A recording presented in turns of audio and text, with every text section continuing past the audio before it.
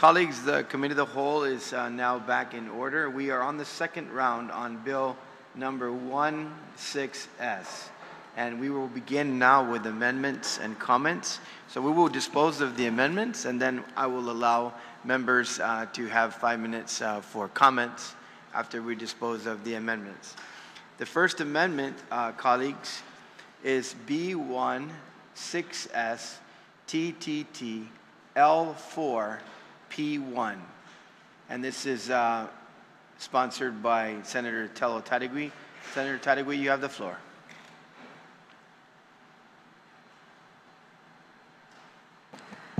Mr. Chair, colleagues, the amendment is hopefully very simple, and it's on line 4, page 1, as mentioned. And this basically it changes the underlying section, makes the amendment, crossing out general fund to rainy day fund. So just to read to that section, emergency expenses notwithstanding any provisions of law, and in addition to existing authorities under 5 GCA 22402 and in Public Law 38-60. And this is where we include, and pursuant to a declared state of emergency in accordance with 5 GCA 22436B, then it continues, the sum of $25 million is appropriated from the, and then cross out general fund to the rainy day fund to Imagahagan Guahan, the governor of Guam, for emergency response and recovery expenses in response. So, and basically everything else in the legislation is the same. Nothing has changed from that. You know, Mr. Chair, I wanted to mention earlier too that there was a comment made by the administration that you know, the rainy day fund is a great gauge for the bond, you know, to put us in at a rating, a good rating. You know, I don't know about you, but I don't remember why a rainy day was placed, was created. It definitely wasn't for bond ratings. It was meant for emergencies. And we all know we are in an emergency which is going to happen in the next 2 to 3 days. And being able to address those concerns now I think is a great idea. Because if we can do that now, we can avoid major damage, which will cost us more, but most especially, Mr. Chair, it's about keeping our people safe and out of harm's way. I did want to talk to the administration to ask them, will any of this response include funding for the homeless that are out there, if there are no shelters available? I don't think we really got a correct answer from it, but as long as there's some funding there available that we can address those situations and circumstances, then we need to do it. But we do it in a fund that was created just for something like this. A rainy day fund. Has nothing to do with using a checkbook, you know, that if we can get a loan. We are self-insured for emergencies. That's what it's called, Mr. Chair. We're self-insured with this fund. And I mentioned earlier, it took years for us to build it up for situations such like this. Now, if we don't use the rainy day fund and we use the general fund, now we're putting operations in a predicament. Whose money are we going to use? Because the last time I checked, all the appropriations were meant to cover other expenses and operations within the government of Guam. Not only that, we're seeing that $20 million still needs to go to the hospital. It hasn't been done. We just heard from Department of Public Health and Social Services about the situation we're in with daycare facilities, MIP projects that are being, you know, no longer being funded federally. So that we're going to have to probably come back to this body and deal with. And hopefully that's the only thing we come back to this body to deal with. Not having to figure out how now are we going to pay back what we took out of an appropriation for operations, salaries. How are we going to do that? We already know that the reimbursement from FEMA showed at $43 million still unaccounted for on reimbursement from FEMA, from Marwa. Of course, Dolphin, we talked about that as well. I don't know what the figures are on that one. I'm pretty sure it's a lot less than 43 million. And maybe when we get that reimbursement, it can go back into the rainy day fund, because it has been quite some time. But other than that, colleagues, if there was anyone who was very protective of that rainy day fund from going from 0 to up, it was me. I fought every single budget since coming into the 35th Guam Legislature. So I ask my colleagues to please support this. Thank you, Mr. Chair. Thank you very much, ma'am. On the amendment, gentleman from Tumuning, sir, you're recognized. Susmasi, and Mr. Chair, and I support the amendment, and I support it for the reasons brought up to light by the retiring speaker and the mover of the amendment. Mr. Chair, during the last session when we were hearing appropriation measures, Director Byrne indicated that a little bit over $7 million was still available on the appropriation that we did to the Department of Public Health and Social Services pursuant to Public Law 3875. And of course that, helped take care of the SNAP benefits while there was a pause. And that came from the general fund, Mr. Chair. And so they're asking for general fund revenue to be able to be used, and I support the use of the rainy day fund.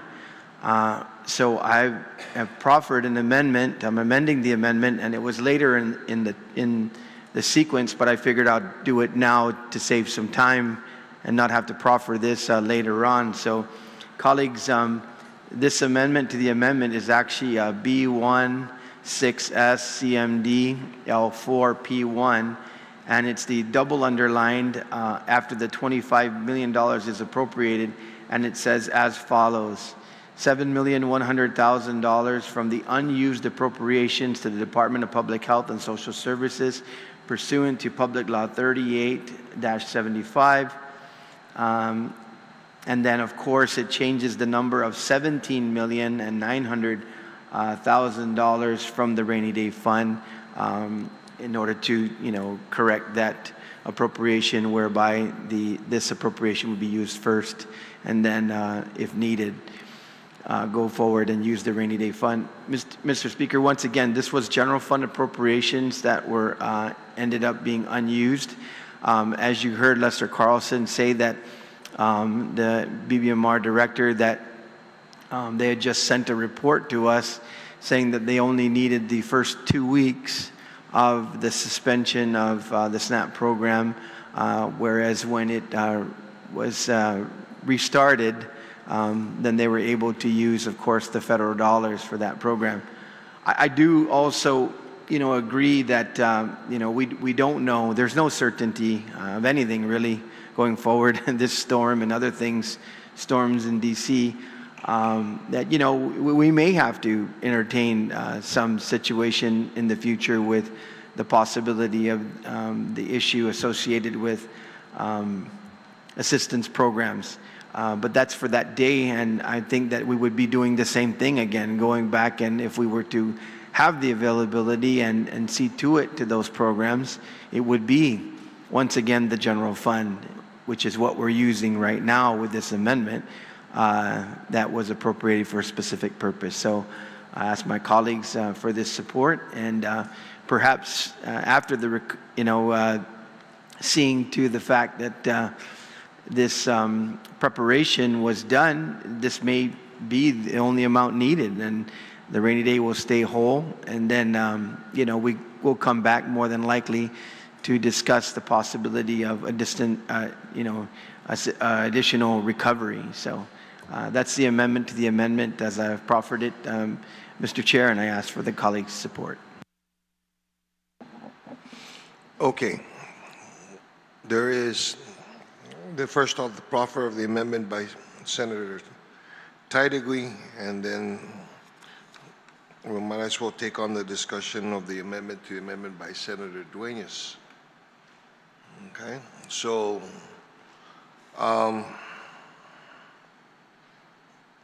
why don't we do this?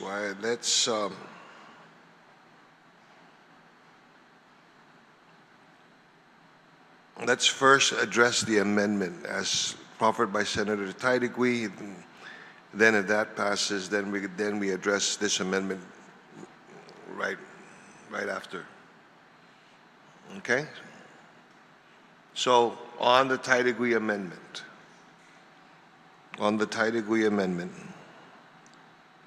to change from general fund to rainy day fund, are there any discussions? Gentlelady from Zonia, you recognize. I support this amendment. The author is taking what the bill currently reads as we are going to appropriate $25 million from the general fund and instead appropriates it from the rainy day fund. And the reason I support that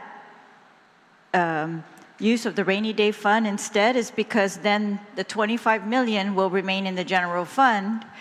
And if we pass one of the bills that I have pending for a while now, they would be able to transfer $20 million immediately to GMH. Well, okay. And GMH has been promised this money since the beginning of the budget session and has been waiting for it. Are you trying to stop me, Mr. Speaker? Well, yeah, we keep it to the... I am. It's absolutely on this amendment. Okay. If I could start again? No, you can start again, but you can't. You know the rules, man. You can't talk Yes. about a pending bill. Yeah. Okay. Thank you.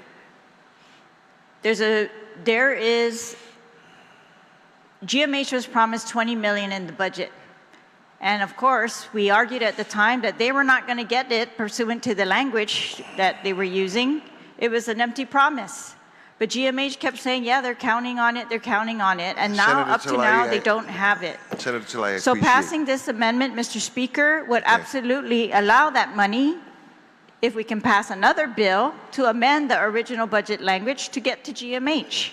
And that money needs to get to GMH. And if we're not going to put rainy day money to GMH right now, there's nothing pending to do that, then this is the best way to do that. And that is to take the $25 million that the governor wants for this emergency today and give it to her out of the rainy day fund.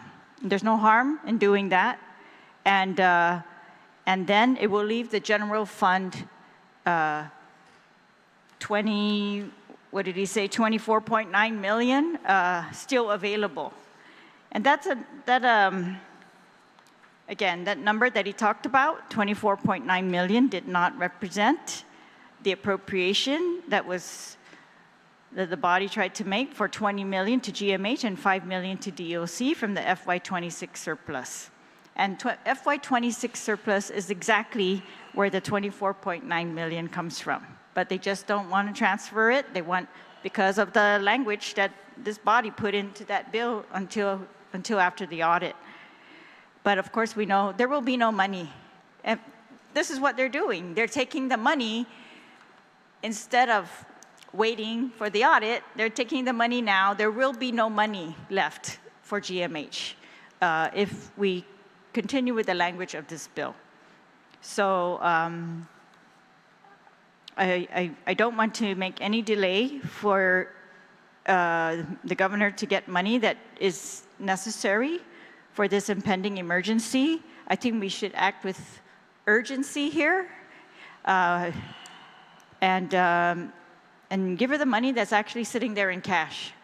And I think we should do the same for GMH as well. And we can do both by passing the author's amendment. So I absolutely support this amendment. Thank you. On the amendment, gentlelady from Maggie, did you want to? Okay. On the amendment. Okay. Any objections to the amendment? No objections, so ordered.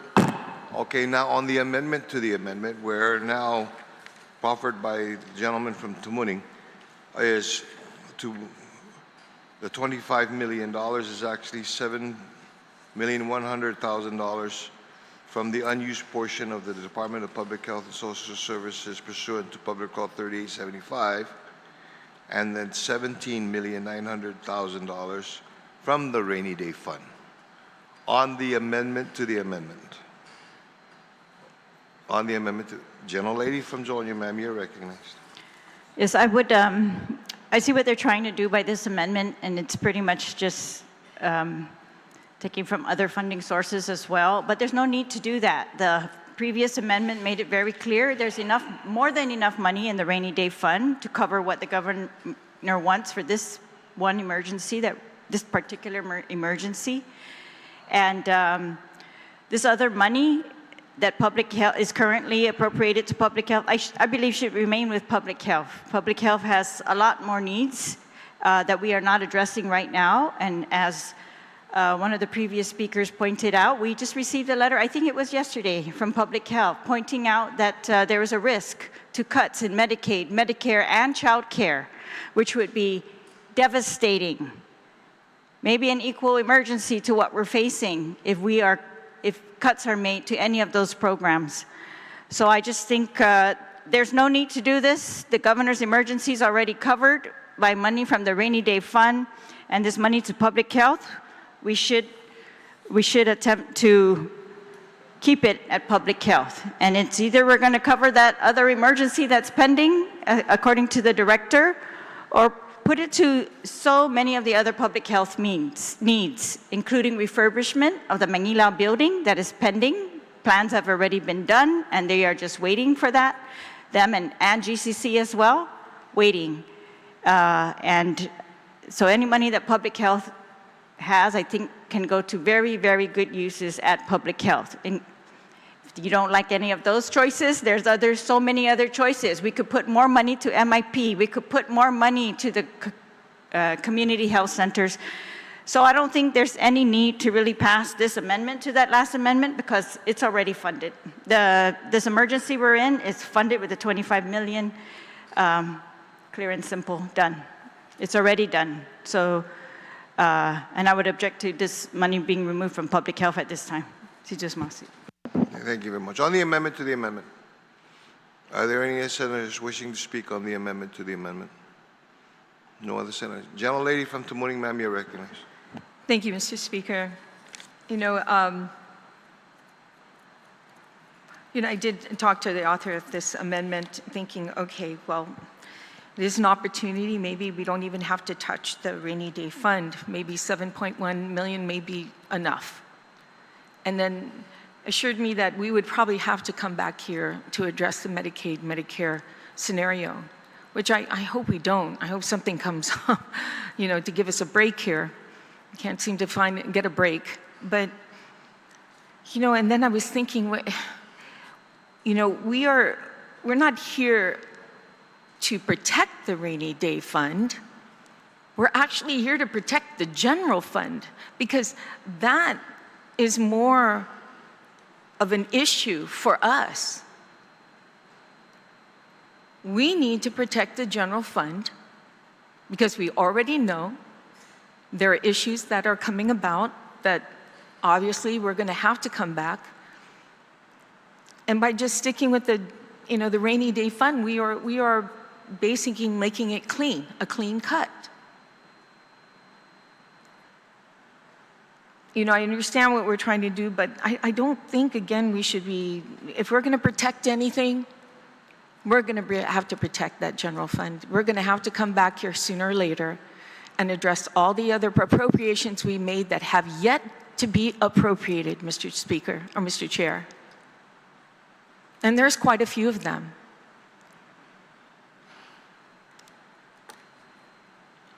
So I respect the proffer of this amendment, but I do see there might be, if we're going to have to come back here and address the Medicare, Medicaid, then we should address it with this $7.1 million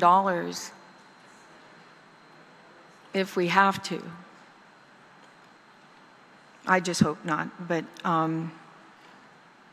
I'm just still reserving my thoughts on this. But thank you, Mr. Chair. Thank you very much. On the amendment to the amendment, gentlelady from Barragona, ma'am, you're recognized. Yes, thank you, Mr. Speaker. Yeah, I also have reservations about deappropriating the $7.1 million from Department of Public Health in light of the information that they could lose Medicaid funding as well as Medicare funding. So about 30,000 to 45,000 of Guam, of the residents of Guam rely on Medicaid, and we have 21,000 that rely on Medicare. And so, you know, anything that we can keep within Department of Public Health, I agree, it should stay with them considering this looming issue. And so, yeah, I think, you know, if anything, we want to make sure that by appropriating from the rainy day fund, we're keeping it clean. Oftentimes, we're not given the straight answers about where the money is being shuffled around. At least if it's coming from one source, we know we can account for it directly. And I think that's why I have reservations about this amendment. We can keep a closer eye on one fund than trying to keep an eye on the shuffling around of general fund money. And in addition to the making sure we attend to the needs of our community who rely so heavily on these Medicare and Medicaid to access health care. Yeah, so I don't agree with the deappropriation. Thank you. Thank you. On the amendment to the amendment. On the amendment to the amendment. Gentleman from Tamuning, sir, you want to close? Just Masi, Mr. Chair, and I certainly respect the comments of the retiring speakers. Just to bring it back to what this amendment actually does, if you remember, Mr. Speaker, we came in, which eventually became Public Law 38-75 for one specific purpose. It was for the SNAP program. And there was another program associated with that, which is a step down from that, which is additional resources within the same program. That's very specific, and the reason why that Mr. Byrne as well as Mr. Carlson sent the report back to us that this is available for appropriation is because it can't be used for anything else. And so this discussion about it can subsidize other programs is not correct. We would have to come back again and amend Public Law 38-75 in order to expand the appropriation for other programs. Now, with regard to protecting the general fund, Mr. Chair, that's exactly what this is doing, because you're using a general fund appropriation that's basically hanging in a balance, which is only for a specific program. And then once again, respectfully to those who have mentioned that it should be used for that program, by what we're going to have to do actually in the budget process, Mr. Chair, is if we use the rainy day fund and the governor does not replenish that rainy day fund, then it will come out of the general fund anyways, because it would have to be an appropriation in the fiscal year 27 budget in order to bring that general fund appropriation back up, that rainy day fund appropriation back up again. Just simply because of what Mr. Carlson said here, that right now, in the current EBR, the budget request from the governor, is only 6.8 million, as opposed to the 12 and 15 and other appropriations that we've been making in order to get to just about by law what the rainy day fund requires. So this is not taking away from any program. It is not making money unavailable for any public health program. We would have to come and reappropriate for that anyways. We would have to amend this public law, and if we were going to do something outside of that, we would have to identify once again general fund revenue. So with all due respect to the speakers, retiring speakers, this, to be very clear to our people, this does not take any money away from any program, social program, or the like that could be maneuvered. It would have to be done by public law anyways in this same forum. So I respectfully ask that we use this general fund appropriation, and then if we need an appropriation down the road, we will be right back here just like we are now, and perhaps the rainy day fund would not be required to be utilized And then we would also be in the same position with additional general fund revenues when it comes to our budget. So hopefully that was a clear explanation. But, I understand the objections. We'll see what the will of the body is. But to be clear, this is not removing any funding source from any public health program. Sidus Masi, colleagues. Thank you. Can I call for a 1-minute recess or Yeah, request, please? Let's take a 1-minute recess, please.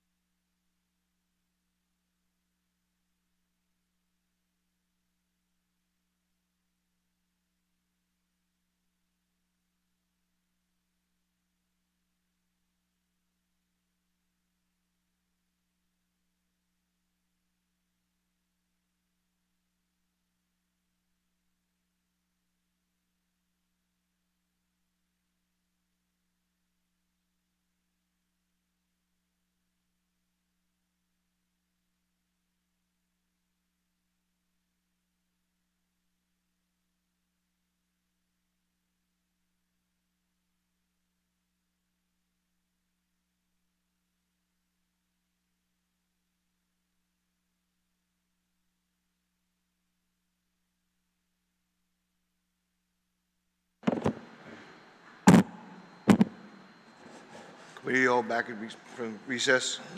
Senator Dueñas, sir, you have the floor.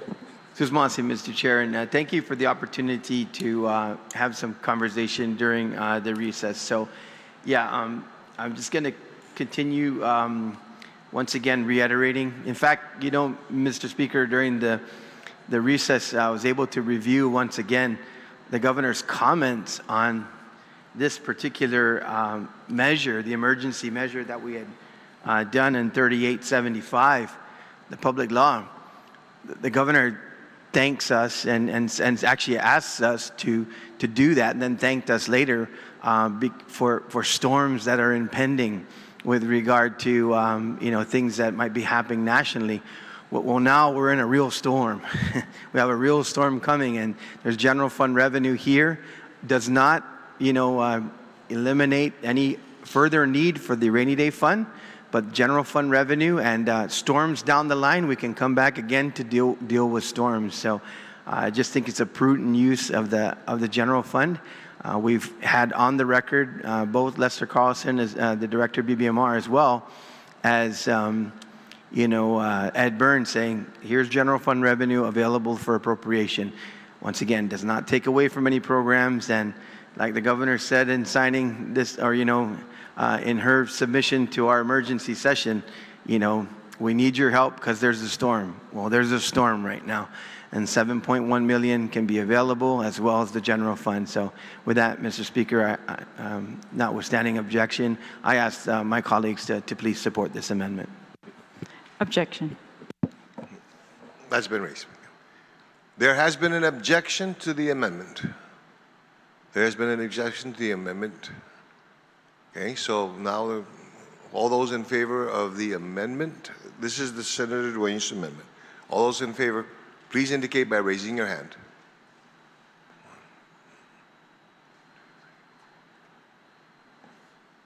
Amendment passes.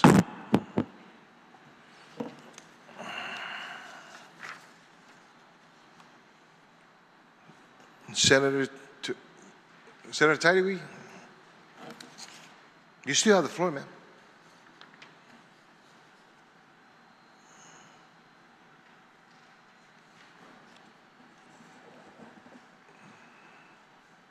Just 30 seconds, please. While you switch seats. Oh. Okay.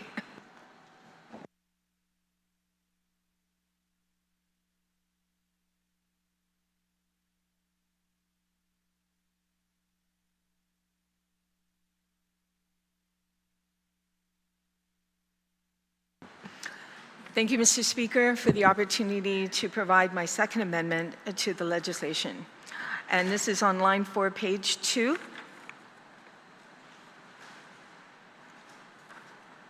Mr. Speaker, this basically makes an amendment to, oh, it doesn't have the underline. Okay, there we go.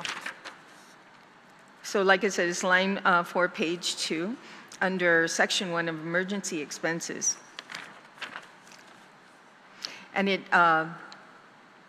if you go directly down to where it says 60 days of initial disbursement, and here I crossed out periodically, and then underline included every 30 days, then thereafter, then underline until all funds are fully expended, period.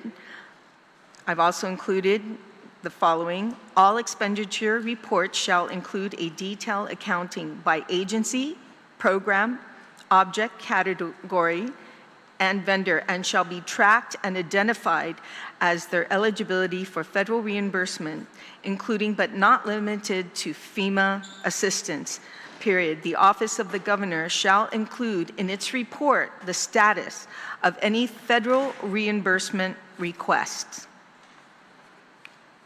I just realized then, Mr. Chair, that if anybody would like to add an amendment to that, whether it's any federal reimbursement request, especially since we're still waiting on Marwa, you know, finding out where that money's coming from, and even Dolphin, try to get an update on that. Nobody seems to know what those money is, so if anybody wants to proffer that amendment, I greatly appreciate it. It wasn't until just I realized after the discussion on why we have not yet received that money back. But it's good to know. It'd be good to know for us especially. So this basically, this amendment doesn't slow down the response efforts at all. It simply ensures that we act quickly, as also act transparently, responsibly, and with accountability to the people of Guam. And I respectfully ask for the support of my colleagues. Sijus Masi, Mr. Chair. Masi, Senator Tadegui, for the sake of the folks, I think we're all following along, but just this is B1 6S TTT L4 P2, the Tadegui Amendment. On the Tadegui Amendment, anybody wish to speak on the Tadegui Amendment? Senator Barnett, you're recognized. Sijus Masia, Mr. Chair. Definitely support the amendment. As I read the bill as it was introduced, I was kind of scratching my head on the reporting requirement, which read as introduced within 60 days of initial disbursement and periodically thereafter, which is, I mean, I don't even know what kind of timeline that is for a lame duck governor, but it's definitely not a timeline that's good enough for me, and it seems like members of the body.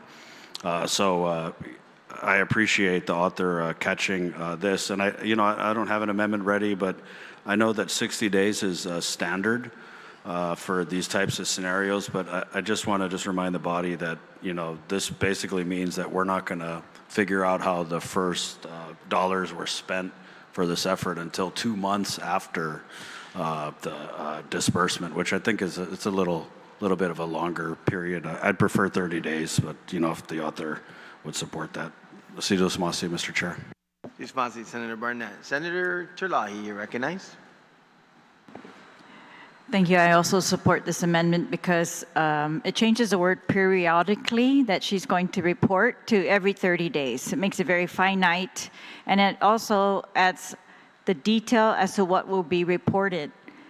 And so according to this amendment, they're going to report agency, program, object, category, vendor, and we will track and identify as to their eligibility for federal reimbursement, including but not limited to FEMA. In a previous reports for Typhoon Mawar, the reports read like this: object category, contracts, miscellaneous, salaries, overtime, fringe benefits, supplies, equipment, capital outlay. You really can't tell at all what this money was spent on just from these reports, so they're not that useful. And it was supposed to track for us eligibility for FEMA reimbursement, but obviously we can't tell from this either. What is the status of the FEMA reimbursement, whether it's even eligible at all, from their current Mawar reports. So this amendment is going to make the reports hopefully 1,000,000 times better if they comply. Again, the last Typhoon Mawar report we have is from October 2024. And that report shows that there's a $31 million unexpended balance from the $50 million appropriation we made. And it's still not clear whether the $20 million that was taken from GDOE to make up that $50 million was ever given back to GDOE, and it looks like it might actually still be available. It's so very unclear, and the answers we got today were not at all satisfactory. But this amendment makes the bill tremendously better, much more detail in these reports. And I guess have to hope that they're going to comply, because this is asking the governor to make these reports. And last time, I think we asked DOA, but hopefully they will comply. I just don't know what we're going to do if they don't, because apparently that's the same problem that we're having right now, is the reports are not full or in compliance. But hopefully this language will encourage everybody to really put the detail in here, what it was actually expended for, who was the vendor, and that will help all the public to just follow along what's going on, and that really is transparency in government. Sijus Masi. Sijus Masi, Senator Terlahi. On the Tadegui Amendment, anyone wish to speak on the Tadegui Amendment? Seeing and hearing, Mr. Speaker, You're recognized. Thank you, Mr. Chair. I have to agree, and I agree with this amendment. And you know, along the lines of the concerns that were brought on by the gentlelady from Jonia, you know, as was stated earlier, we're still in the midst of being able to try to close out as far back as Dolphin. And these reports have a tendency of, you know, one compounds to the next. And to get the full of this one, I want to make an amendment to this amendment. And it's actually in the last line of the inclusive amendment where it says the status of any federal reimbursement request. I want to change the word any to all.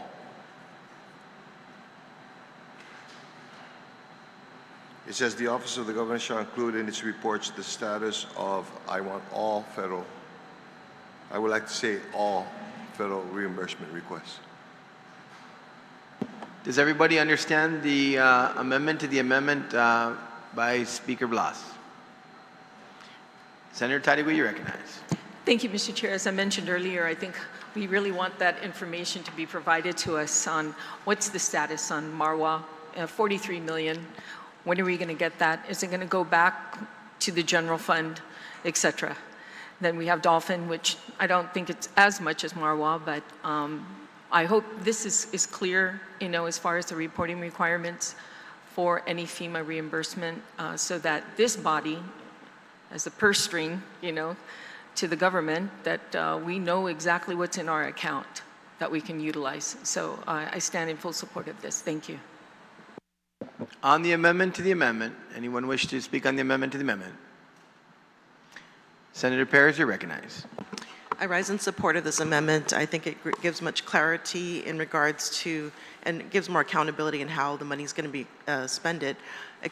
I also want to point out that I also wanted to add procurement record, but being that there's already another part in the procurement law that there has to be a monthly reporting of emergency procurement, I think that would help supplement the accountability, because we're talking about non-competitive, it's less competitive types of procurements, which are usually at a premium cost.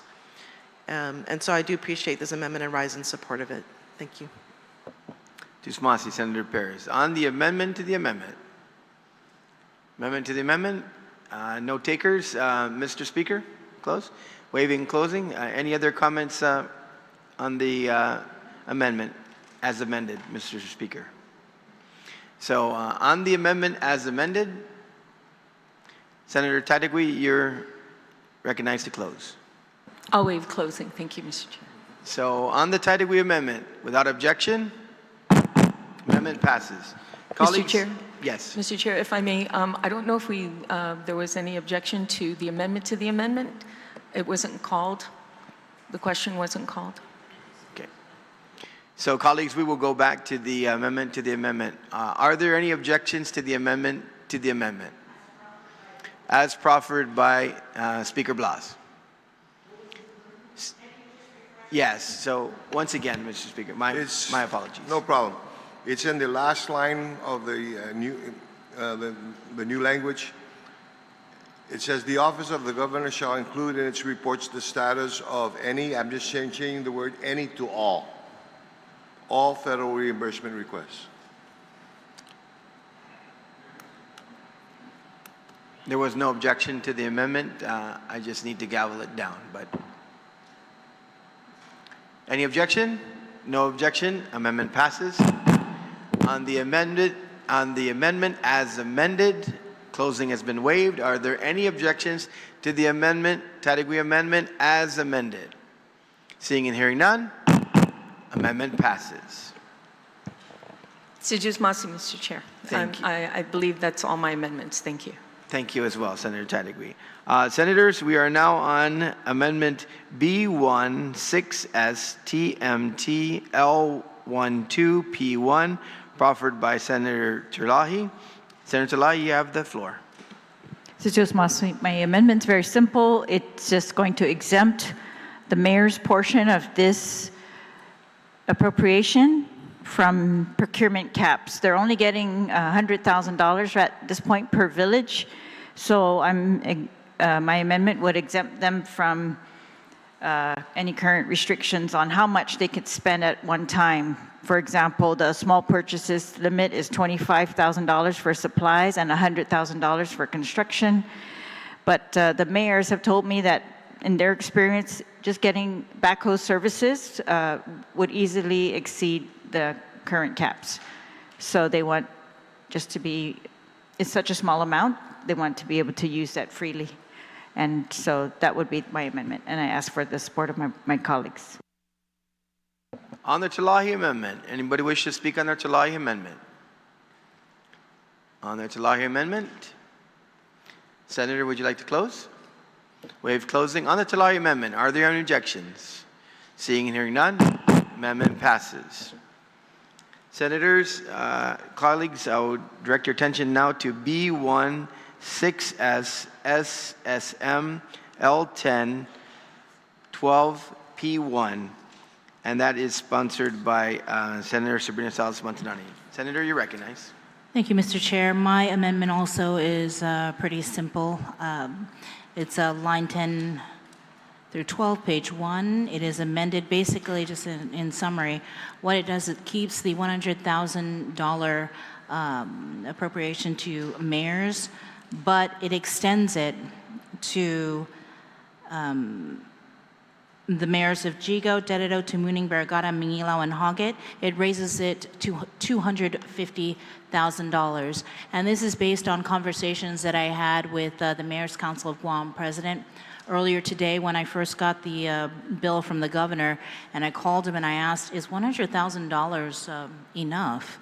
And we talked about it, and he said, well, you know, the $100,000, it's okay for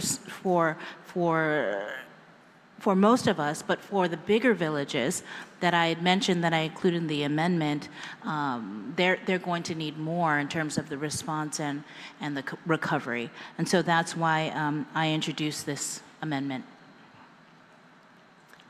On the Senator Montanani amendment, Senator Barnett, you're recognized. Sidos Masi, Mr. Chair. If the author of the amendment would yield, I did have a question. Please proceed with your question, Senator. So in the author's amendment, she states that these respective allocations reflect the disparate population densities and expanded service requirements of these municipalities. But I just wanted to state for the record that the author of the amendment included the village of Hoggett under the $250,000 appropriation. And according to the 2020 census statistics, the village of Hoggett, which I love, by the way, is the 10th most populated village. And the villages that she lists under the $100,000 appropriation, including MTM, Santa Rita, Sumai, Chalampago, Ordot, and Jotnia Rules, all have higher populations than Hoggett. So if the author would yield to the reasoning for that. Sure, I can respond to that. Again, this was based on discussions that I had with the Mayor's Council of Guam president in terms of what villages would be raised to the $250,000 level. And so in discussion, talking to him about this, we came up with this list based on what villages actually have vice mayors. So that's where we came up with what villages would be raised to $250K. Senator Barnett, you have the floor. Point of information, Mr. Chair, if I may. There is a list of the populations based on villages. Can we get that sent out to all the senators so they can see that population? Yeah, we'll make that request. Okay. I believe the clerks might have a copy. It's already been sent. Senator Barnett, you have the floor. Sidos Wasi, Mr. Chair. I'm not sure if that satisfies the question that I asked, and I only raised the point because the amendment itself says that these respective allocations were calculated based on population densities. But again, I have to state for the record that according to the 2020 census statistics, The villages of MTM, Santa Rita, Sumai, Chalampago, Ordot, and Jotnia, although listed with the lower appropriation of $100,000, all have higher populations than the village of Hoggett. I get it, I get it, Mr. Chair. The author's family's from Hoggett, and she wants to take care of the village. But Okay, I'm just point of saying, personal privilege. Mr. Chair, if I may be allowed to continue. Mr. Chair, Yes. he is State your point. completely being insinuating and accusing me of special interest, accusing me of catering to my family, which is absolutely false, and it is disrespectful. And I am surprised that you are allowing this to continue. Mr. Chair, I recognize your point of privilege, but please, Senator. thank you, Mr. Chair. And for the record, Again, this was based on Mr. Chair. discussions that I had with the Mayor's Council of Guam president. We were not privy to those discussions, Mr. Well, then Chair. you can and call the- him and the- find out for yourself, instead of making these remarks like you always do Point of for order, Mr. sound bites, Chair. instead of working on solutions. Mr. Chair, point of order. Say your point of order. Yes, people are speaking without being recognized and without any legal right to speak at this moment. Madam Chair, they were both speaking over each other, but I was recognizing Senator Montanani on a point of personal privilege. No, you had called Senator Barnett. She had I- finished her point of Correct, personal privilege. but then they were speaking over each other, okay? So I have heard the point of personal privilege, and I am going to state, Senator, please refrain from personal attacks on individuals. Speak to the amendment. That is much more in order. Thank you, Mr. Senator Chair. Burnett, you're recognized. Thank you for the recognition, Mr. Chair. And again, the amendment says that this allocation scenario was arrived at based on population densities. And again, for the record, I'm just saying that we are skipping over villages that have higher populations than the village of Hoggett. And I don't mean to single out the village of Hoggett, but I just don't understand the logic of that. And, I just also have to state for the record that it's my understanding that these villages with higher populations than Hoggett all have sitting Democrat mayors. So I don't know if that has anything to do with it either, Mr. Chair, but I'm just going to say the people of Guam are watching, and everything I've said on the record here is absolutely relevant to the amendment. And I'm not sure why more of my colleagues aren't scratching their heads about this. I mean, if this is the case, then let's just give all the villages $250,000. If it's the reasoning is that Hoggett's in a low-lying area, then, so is Inalahan, so is Malesu, so is Humatek. So let's give all these villages $250,000. But to say that there's a certain logic, reasoning that was used to proffer this amendment, when this amendment flies in the face of that reasoning, flies in the face of that logic, I think it's just insulting to the people of Guam. And if we're going to be fair, then let's be fair, Mr. Chair. Fairness over favoritism. Sidus Masi. Mr. Chair, Yes, Senator, you're recognized. can I Senator make an Montanani. amendment to my amendment? Am I Yes, able to do that? Point of order. During your ability, I am addressing Senator Montanani at this point. During your close, Senator, you can amend your amendment. Thank you. Thank you. On the Montanani amendment, Senator Ranking Member Tina Rose Muñoz Barnes are recognized. Situ Usmasi, Mr. Chair, for giving me the opportunity to rise in support of this amendment as proffered by the good Senator Tamuning Chigo, is where I last knew her residing.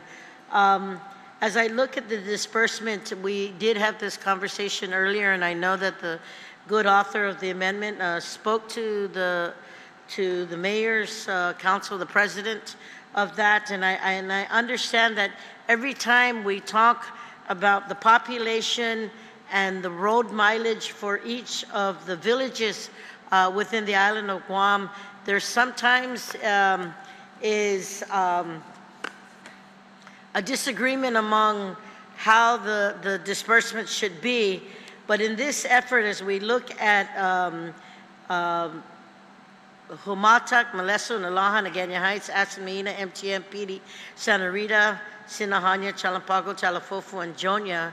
If I'm not mistaken, I do know that there are much smaller in size and the demarcations of the different land boundaries within each village are curved out. So there is a formula there, and I believe that this amendment is fair. And if I'm not mistaken, we can even look if that would be a way to find a medium for this. But in any event, I support this amendment. I think it's a fair amendment. I know, too, that the mayors that have vice mayors within their villages are included in the larger number.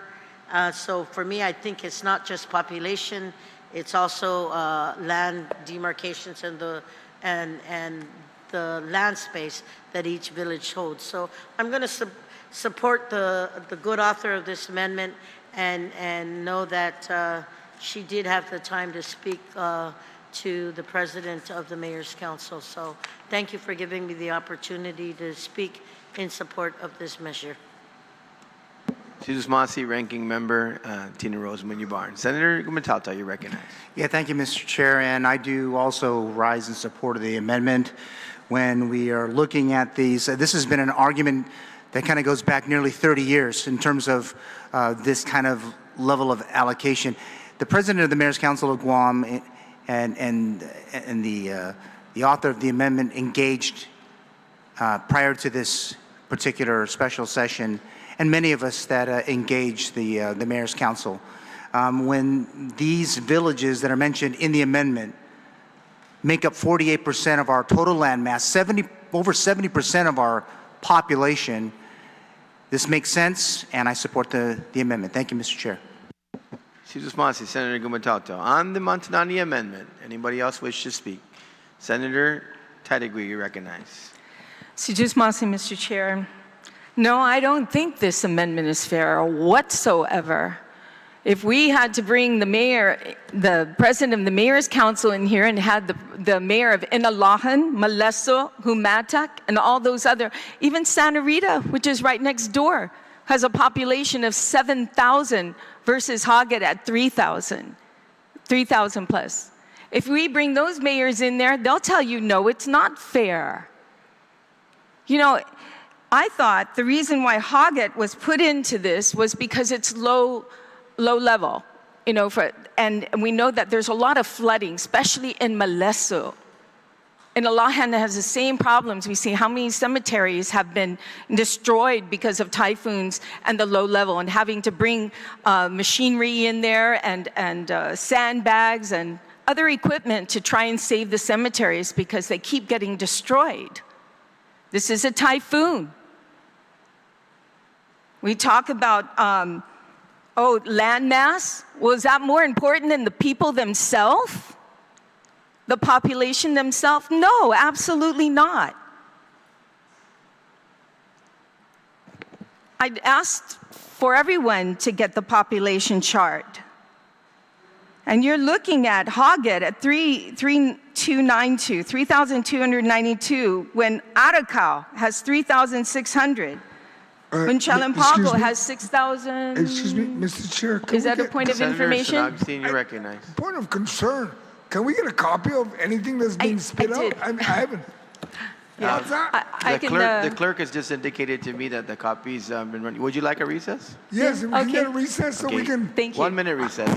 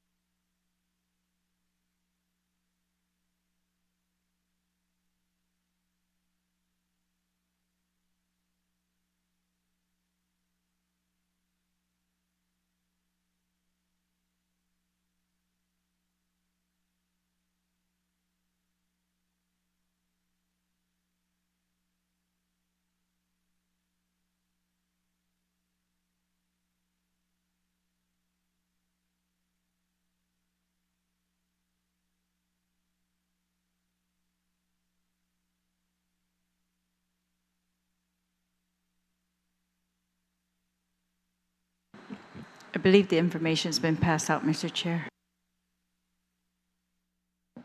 We are in recess.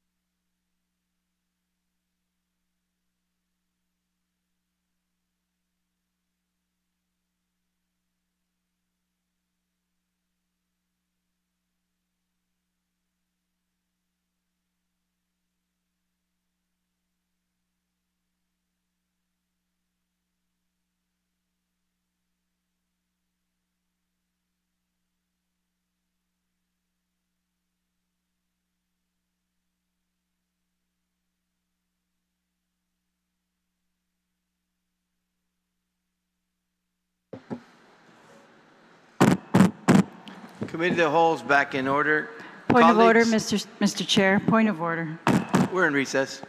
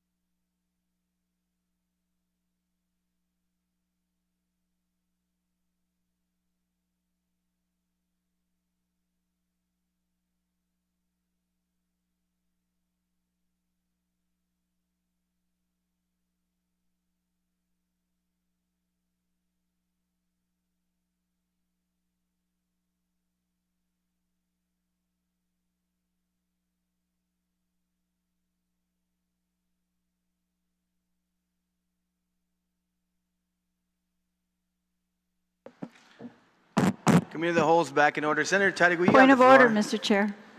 Say your point of order. Yes.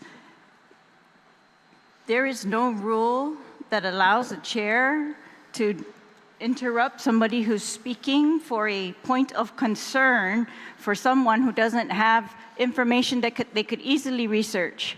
There's no such rule that allows you to interrupt one of our colleagues that's Thank speaking. you for your point of order. And It have is us not. wait in here forever Thank you while we for- are in an emergency. People are waiting Thank for you. us to Thank pass you. this bill. Thank you for your point of order. It is not only customary, but compulsory when we are discussing a matter on the floor that is a matter of record that's been requested, that it be placed in front of our colleagues so they can follow along with the discussion on what's being referenced. Thank you. Senator Tadic, will you have the floor? Thank you, Mr. Chair, and thank you for that short recess to show that the numbers in front of you will show that Yes. Hagat is Now we're talking. 4,515, while Jonya has a population of 6,298, while Santa Rita has 6,470, while Mangmang Totomaiti has 6,380, while Chalanpago has 7,064. Now, I don't have a problem, Mr. Chair, with giving the mayors $250,000. I don't have a problem with giving all the mayors that amount. Because if we're going to be fair, and if some mayors feel that they need this money because they're in lower lying levels of near the water where they get flooded all the time, even Chalanpago, even though it's not, well, it is actually Pago Bay. They get flooded down there all the time. So, Mr. Chair, it's about the people, not the landmass. I really would like to see the documentation between the president and the senator who proffered this amendment. Like I said, and then I would like to call these other mayors that were left behind to also come down and explain why they should get the same amount. So, you know, Mr. Chair, let's be fair. Let's be fair. And how do we do that with our mayors? Because they all have needs. More so than we know, they're the frontliners. They can tell you how many things that they need to address before a storm comes, after a storm comes, their biggest issues. So why don't we give them all $250,000 each? I'm not sure why the governor did not think of that by segregating. Why didn't she put that in her bill? But she decided to give them all $100,000 across the board. Now, is this information and data that we could have had early on to show why she only gave $100,000? We should have asked Lester Carlson while he was here. Why did they stick with $100,000 and not more for these larger, more populated areas? At least more populated than Hagat. So I thought, well, why don't I just make an amendment and have all the mayors receive this money? However, with a caveat, whatever is not spent by a certain amount of time, then that money is reverted back to either the general fund or the rainy day fund.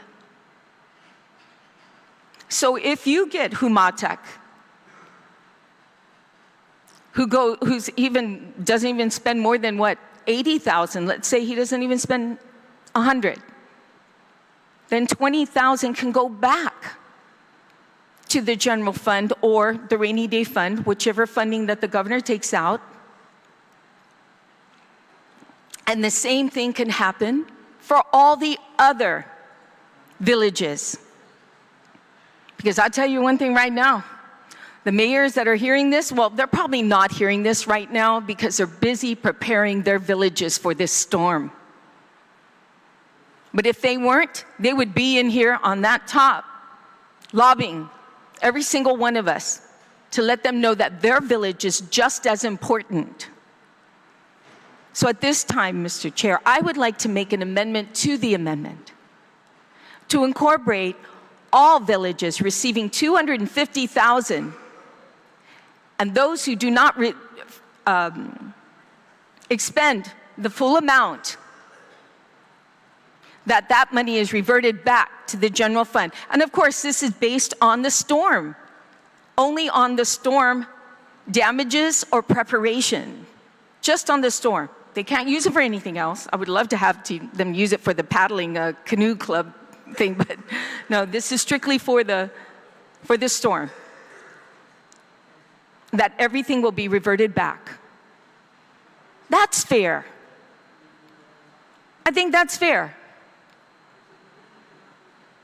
So I'd like to make that amendment, Mr. Chair. And that is to incorporate all villages and mayors shall, additionally 250 that shall be dispersed. That's my amendment. On the amendment to the amendment, anybody wish to speak on the amendment to the amendment? Senator Paris, you're recognized. I rise in support of this amendment to the amendment.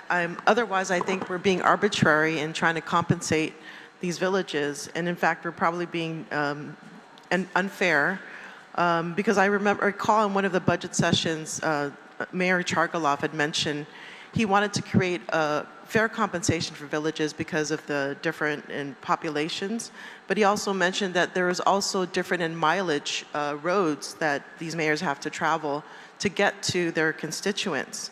And so that's one thing we're not even contemplating is the road mileage in order for mayors to get to their constituents. The other thing is that the storm itself brings another factor of uncertainty. You know, who knows, as we hear today, I mean, as we've heard, we're expecting the winds to hit hardest in the south.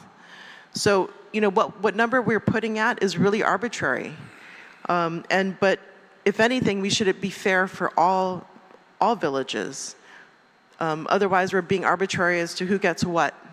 And until we come up with a formula that's truly fair and worked and vetted by the mayors, I think it's only fair to give an even amount until we get to that point. And so I rise in support of allocating the same amount for villages.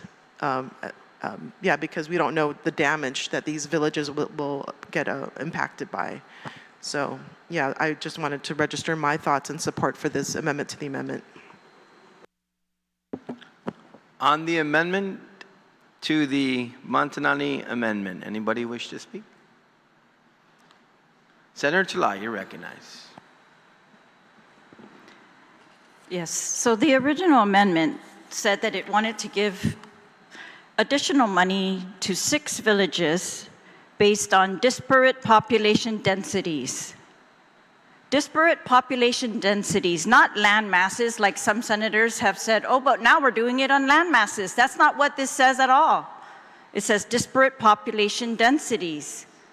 And it's very, very, very clear that the 6 villages mentioned here are not the ones with the highest population densities. They went from the top 5 and then jumped to number 10 and skipped Chalanpago, Santa Rita, Mangmangtotu Maiti, Jotnya. And even if they wanted to do it by landmass, again, they skipped Jotnya. So none of it's making any rational sense. And in the old days, they call stuff like this pork barrel spending, where you prioritize your own district over others.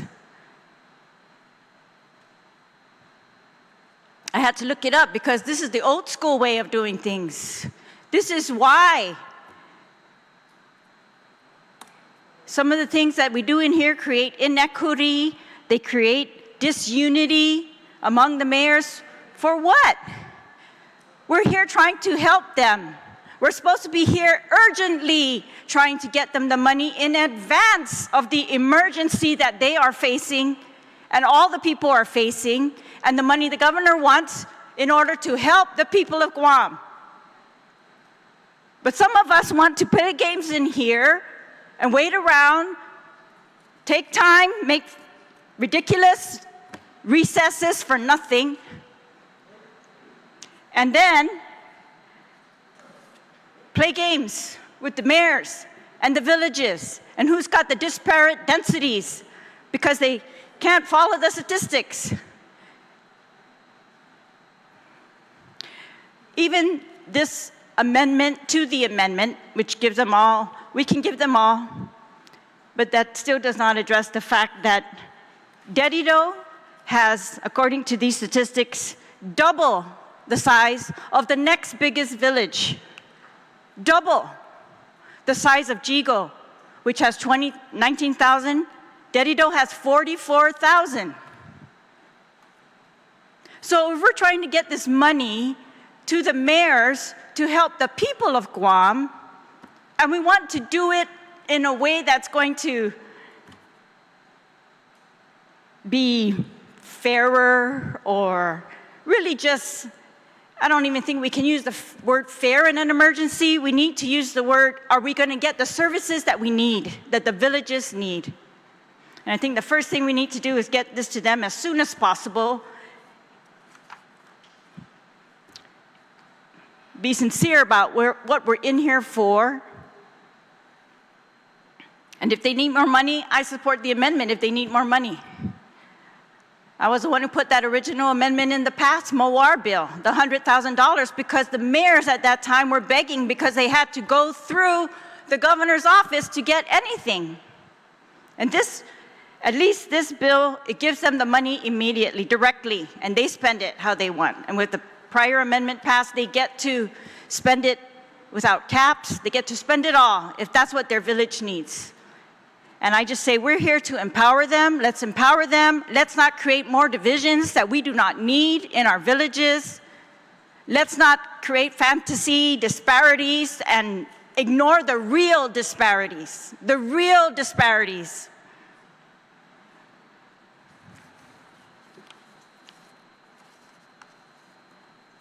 Like how we are ignoring, perhaps, the population density of Dedido being twice as big as any other village, 44,000 versus 20,000, giving them the same amount. And, you know, I just remember what happened in Mawar. So many people, I don't want to see that again. So many people lost their houses, their shelters, places to live. And we were not able, even with all the money that we had appropriated, to take care of them. And I do not want to see that happen. So I hope that we will pass this amendment, give the mayors the higher amount. Sidus Masi, Mr. Chair. On the amendment to the Montanani amendment, anybody else wish to speak?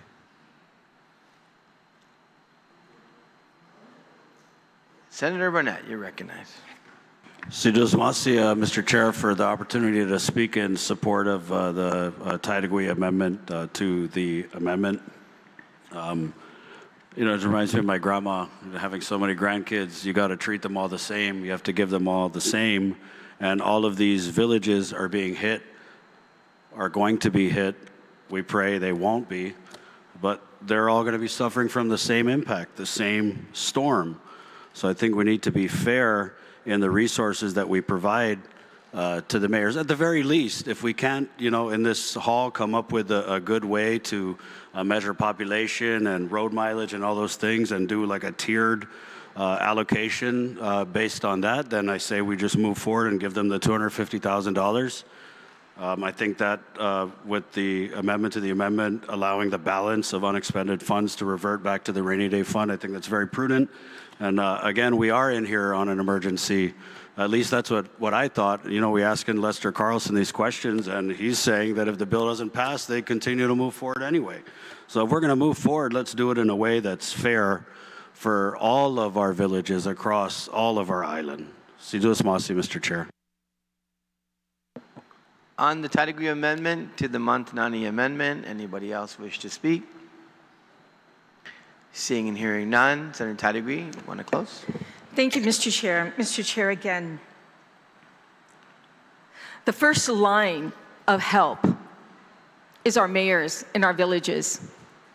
They're the first ones on the line, the first ones they call when one of the constituents get in trouble. The mayors are there to help as many as they can with what little resources they have. But this time around, being able to have this additional funding ahead of time so they can bypass any situation where if we'd have fixed it first before the storm came, we wouldn't have to pay so much. And allowing them to do that is going to be helpful, and allowing them to use the money for their constituents. And then whatever is not there will be reverted back. I mean, whatever is left over will be reverted back to the rainy day fund or the general fund, depending, like I said, where the governor takes it. But you're denying all these other village mayors, and for anyone in here to vote no on this amendment of trying to be fair, then you're going to have to answer to those mayors. All of those mayors. Because they feel their village is just as important.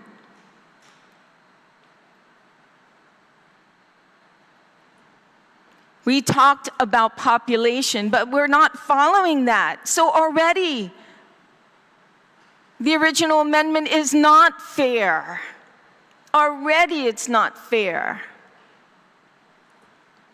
And what we're doing is, if we're going to give the funding out to all the villages at 250, we're at least trying to be fair in that perspective. If 250 is enough to cover 44,000 individuals in Dedido, is enough, that's not fair for them. But if we can do this across the board for everybody, I think that's why that's why the governor kept it all one amount. I ask my colleagues, please, vote for this amendment, because a vote yes for this amendment is a vote for all those villages and mayors that were left out, where you think a vote for no for this is saying that they are not important. Those mayors in that village is not important if you vote no on this amendment.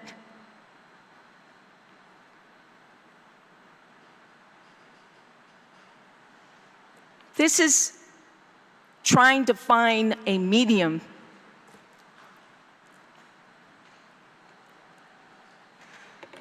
I wish we can give more, especially to Dedido. But at least we can give to all mayors, all villages, the same amount, and whatever's left over goes back to the rainy day fund, or maybe we can come back here and use the remaining funds for the other villages that didn't exceed the 250 and give it to, like Dedido and Jigo.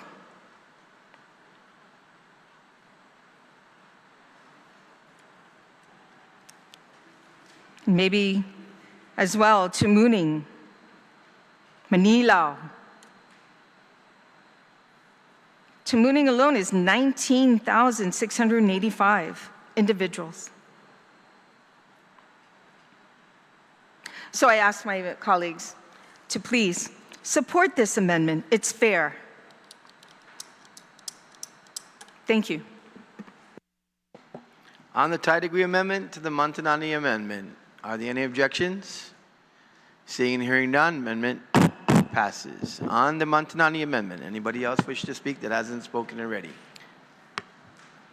Okay, Senator Montanani, you're recognized to close on your amendment as amended. And the amendment is the 250K for all villages, correct? That's correct. Okay. I would just like to say what I think has happened here. It has brought to light the disparities, not just with the population sizes, but how we treat our village mayors and what we give our village mayors, how they're not treated as a priority when it comes to them being first responders. And I think that's really what my initial amendment was about, was giving them certain villages more, and that was just based simply on conversations that I had with the Mayor's Council of Guam president. It turned into a whole lot more, but at the end of the day, our village mayors are going to get $250,000 immediately to respond to the needs of our people.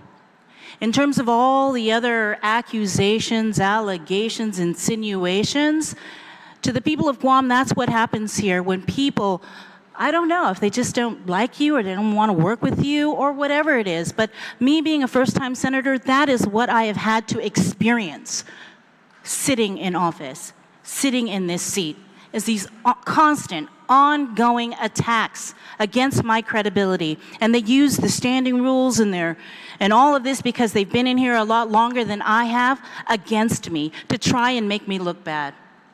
That's the kind of leaders that are sitting in this room that you think they're just fighting for the people. So please, yes, watch, see how these elected leaders act, because they sure like to talk a lot. Again, give sound bites over real solutions. Thank you. Susmasi, Senator Montanani. On the Montanani amendment, any objections? Seeing and hearing none, amendment passes. Colleagues, we are on the next amendment. That amendment is B16S TMT L2 5P1. Senator Terlaw, you recognize. Sidusmasi, Mr. Chair. I was just thinking about, I think it was in one of the hearings or after the last storm, when GMH told us they could not withstand another one. And again, I'm very concerned about some of the things that are trying to be done in here and the delays. But this amendment of mine was going to add the words "for the period declared an emergency pursuant to executive order."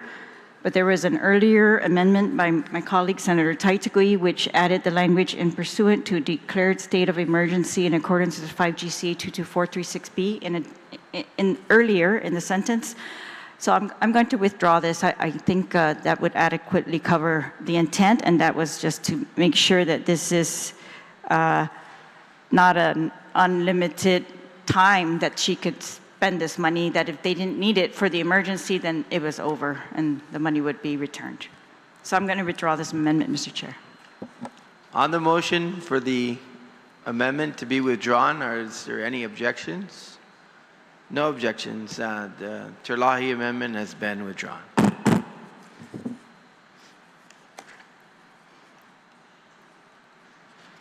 Colleagues, the next amendment is B16S TMT L13 P1. Senator Terlahi, you recognize. Sidusmasi, I would ask my colleagues, so part of this was already passed, and I would ask them to just double underline the end of the sentence, which says, "and the Mayor's Council of Guam may utilize emergency procurement for use of these funds for the period declared an emergency pursuant to Executive Order 2026-01. So this is to allow the mayors, again, just double underline the last part of the sentence. That's the only thing this amendment's adding. And the Mayor's Council may utilize emergency procurement, and to the end of the sentence. And so this is to allow them to use emergency procurement without necessarily having to have any other finding by any other person, and that they can use the emergency procurement process that's already in the statute. Just to make sure it's very clear. And again, this is for expediting their use of that $250,000. On the Terlahi amendment, anybody wish to speak on the Terlahi amendment? Seeing none, would you like to close, Senator? No, I'll waive closing, thank you. Closing's been waived. On the Terlahi amendment, are there any objections? Seeing and hearing none, Amendment passes. Colleagues, we are now on the next amendment. This amendment is B16S, TMT L7 P1. Senator Talaya, you recognize. Susan Masi. So this amendment is just to strike out where it says such, the uses of the $25 million, what it can be used for in the bill.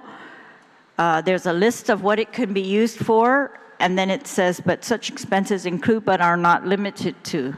So my amendment is to strike out the words, but are not limited to, so we will limit the use of these funds to the stated purposes. And the reason for that is these purposes are slightly different than the purposes stated out in the executive order. And, but I do believe that the purposes listed here are what the money should be used for. And they include a very general category of things, including safety, security, food, water, sheltering, health, medical services, energy, communications, transportation, and hazardous materials. So I just didn't want to authorize other things, Mr. Chair, that we are not anticipating at this time. Again, after the storm, if they come back with the recovery plan, we can absolutely clearly stretch this money out to many other purposes. Situs Masi. On the Talahi Amendment, anybody wish to speak on the Talahi Amendment? Senator Perez, you're recognized. I rise in support of this amendment because it closes a loophole which can be possibly abused. This is very clear that, you know, we've been through many typhoons before, and we know what the needs are, the priorities are, you know, safety, security, food, water, sheltering, health, medical services, energy, communications, transportation, hazardous materials. I think, you know, this is the critical part that we need to address when we respond to emergencies. I think these particular expenses would also encompass the personnel cost. So that's why I think that it's important that we limit it to this. Again, you know, in my line of questioning, I wanted to make sure that we were using it for specifically for the emergency and not covering costs that, you know, costs that we're not aware of or past costs. And so I think this helps close that loophole to ensure accountability in the use of these funds. And so I rise in support. On the Talahi Amendment, anybody else wish to speak on the Talahi Amendment? Seeing and hearing none, Senator, would you like to close? Waive closing. Okay. On the Talahi Amendment, are there any objections? Seeing and hearing none, amendment passes. Colleagues, we are now on Amendment B16S, FBJ L9-10P1. Mr. Speaker, you recognize. Thank you, Mr. Chair. Mr. Chair, this amendment, this bill is to be able to respond to the emergency or the impending storm. In emergency management, there's basically four basic functions. You have preparedness, response, recovery, and mitigation. And, you know, in my discussion with Mr. Carlson, and the question of asking where, you know, how much of the $25 million does the administration anticipate to use for emergency response and for recovery expenses, and he couldn't do this. That drew my first concern with regard to what this money is to be used for. The emergency here is to make sure that we have the resources necessary to respond to the storm. This amendment, what this amendment provides is to strike out on line 9, page 1, individual assistance is authorized under the section supported by survey and damage assessment data. Individual assistance is a recovery function. It's not a response function. individual assistance, individual assistance is dependent upon a survey of the damages incurred as a result of the disaster and the assessment of what, how to be able to handle it. It's not part of the response. And our emergency should be based on, as it states in the subject of the bill, this authorization is to fund for emergency response expenses in response to the storm. It's not for response and recovery expenses. Individual assistance is a recovery. This can be subjective, and this is the concern, and I'm concerned that that my colleagues that you should have in this thing is, with regard to individual assistance, in this matter, it's got nothing to do with responding to the disaster. It's basically providing the funding as a result of the disaster. I think the focus should be on the disaster, on the response to the disaster.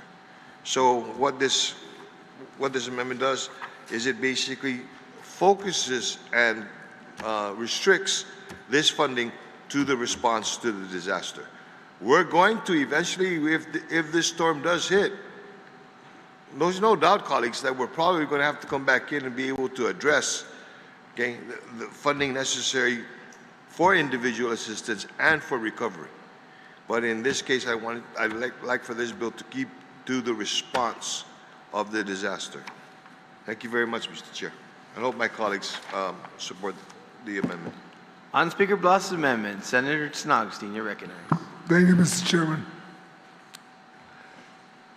I can understand where the author of the amendment is coming from, but 2 amendments later,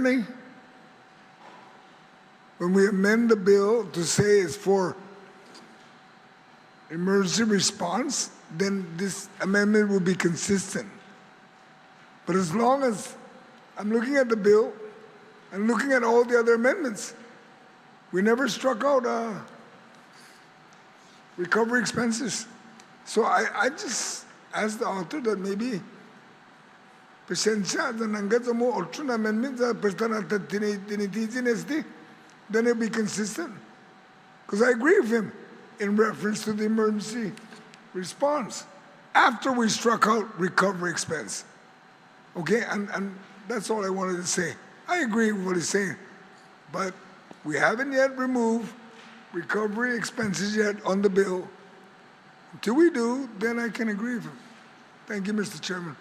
If the author would, lean to that, that will work. Thank you. On the Speaker Bluff's amendment, Senator Burnett, you're recognized. So just Masi, Mr. Chair, for the opportunity to speak on the amendment, which troubles me because as we sit here in this emergency session, I know we're all concerned and worried about the potential impact that Typhoon Sinlaku will have on our beloved island and our beloved people.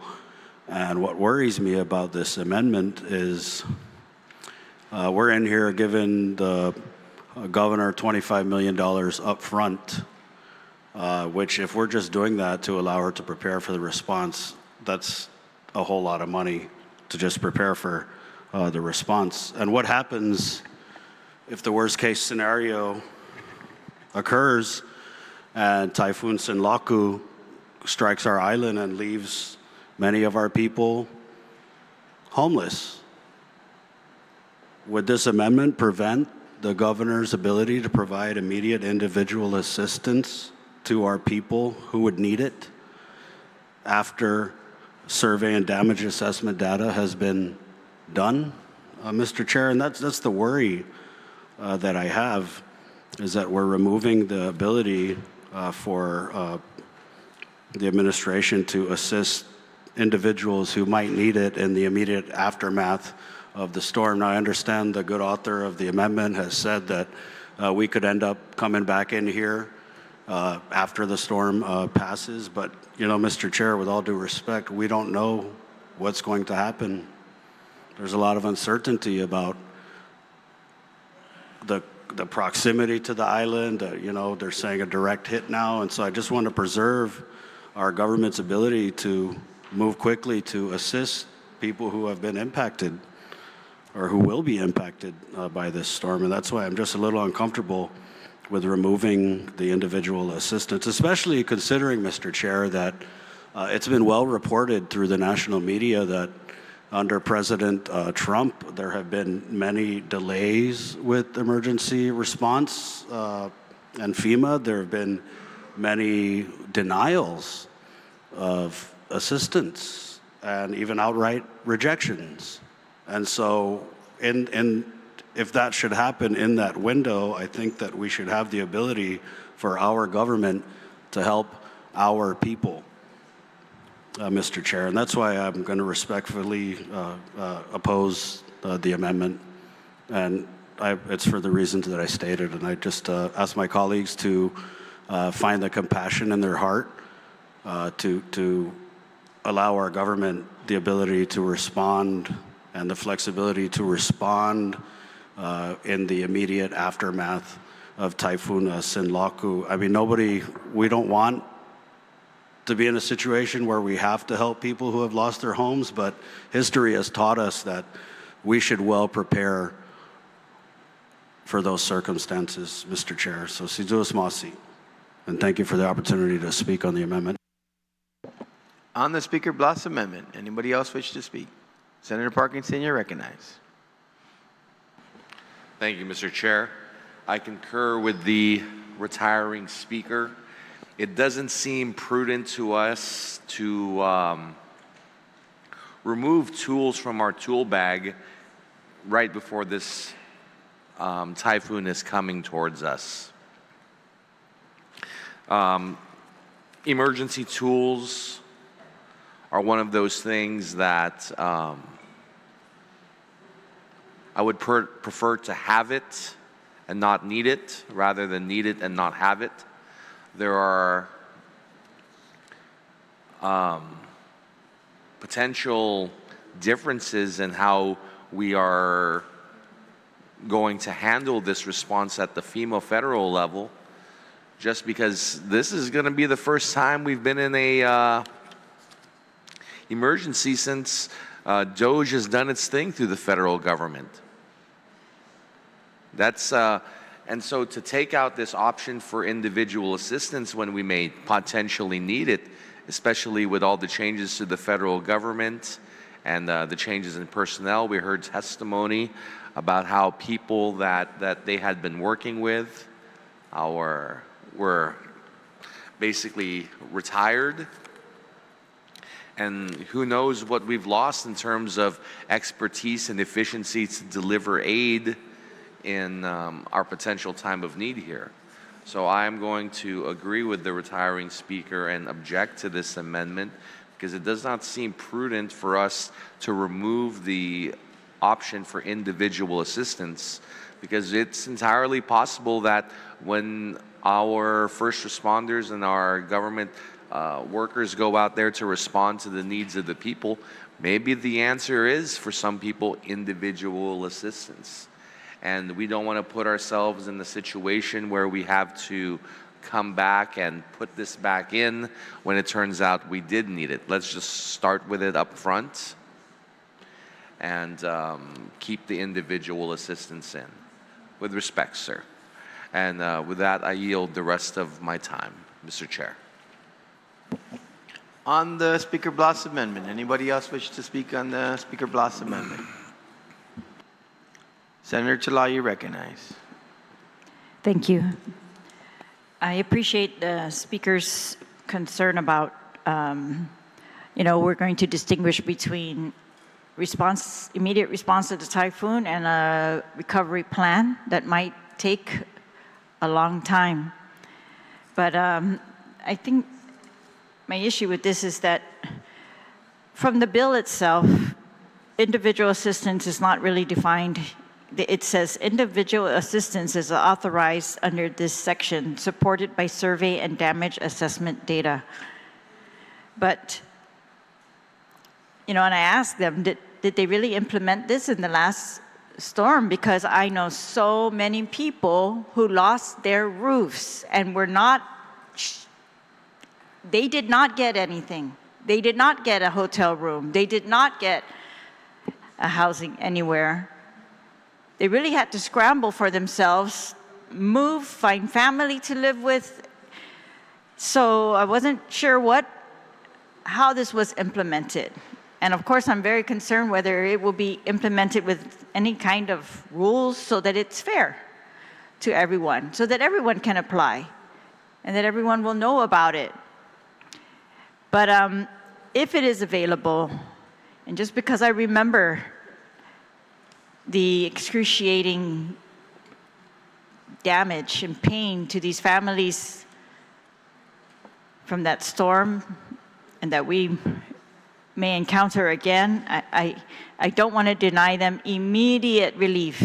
For example, if they use this to take families whose roofs were blown off, especially those with children, and put them in a safe place, then I'm all for it.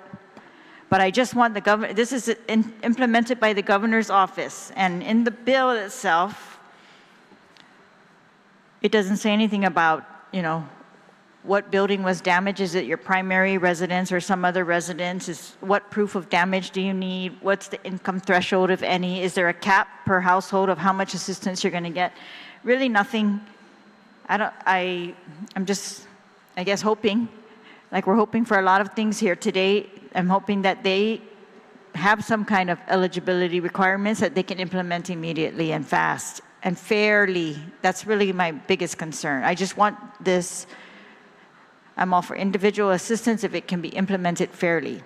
But I do agree with the speaker that we should come back regardless and tackle what is going to be done in the long term. What really are the priorities so that we, the entire government, are united on what the priorities are going to be in the aftermath.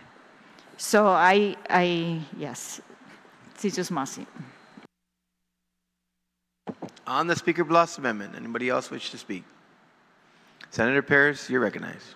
Yeah, thank you, Mr. Chair. So in looking up this word, FEMA does have a process that is related to individual assistance, and I think many of us went through this in Mawar, where we had to take photos of the damage done by the storm to our properties, and then submit applications and hopefully get awarded that.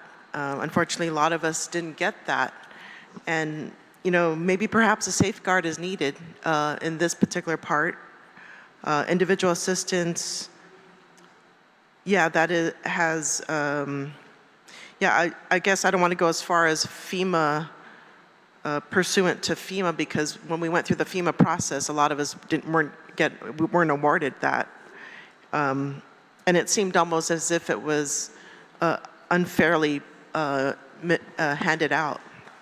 So, maybe perhaps there should be some language here to add a safeguard, because I know when storms hit, we don't want to have bottlenecks, right? We want to have the public become part of the process, so it's not bottlenecked in a government entity.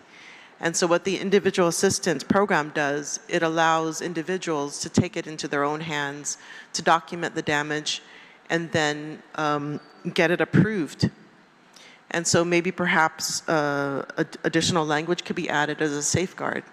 And I've passed a law in which it'll allow for adjusters, claims adjusters, emergency claim adjusters to help out in times like this. And so I think it could be used, but I think it could also be massaged a little bit more so that it's not open-ended. And there's some control in the amount of money that's being given out to our people, and also address the needs, right? Because although the other parts of the bill is going to cover costs for sheltering, but that's a government-run program. We want to keep people in their homes, right? And the way to do that is to repair the damage of where they're living.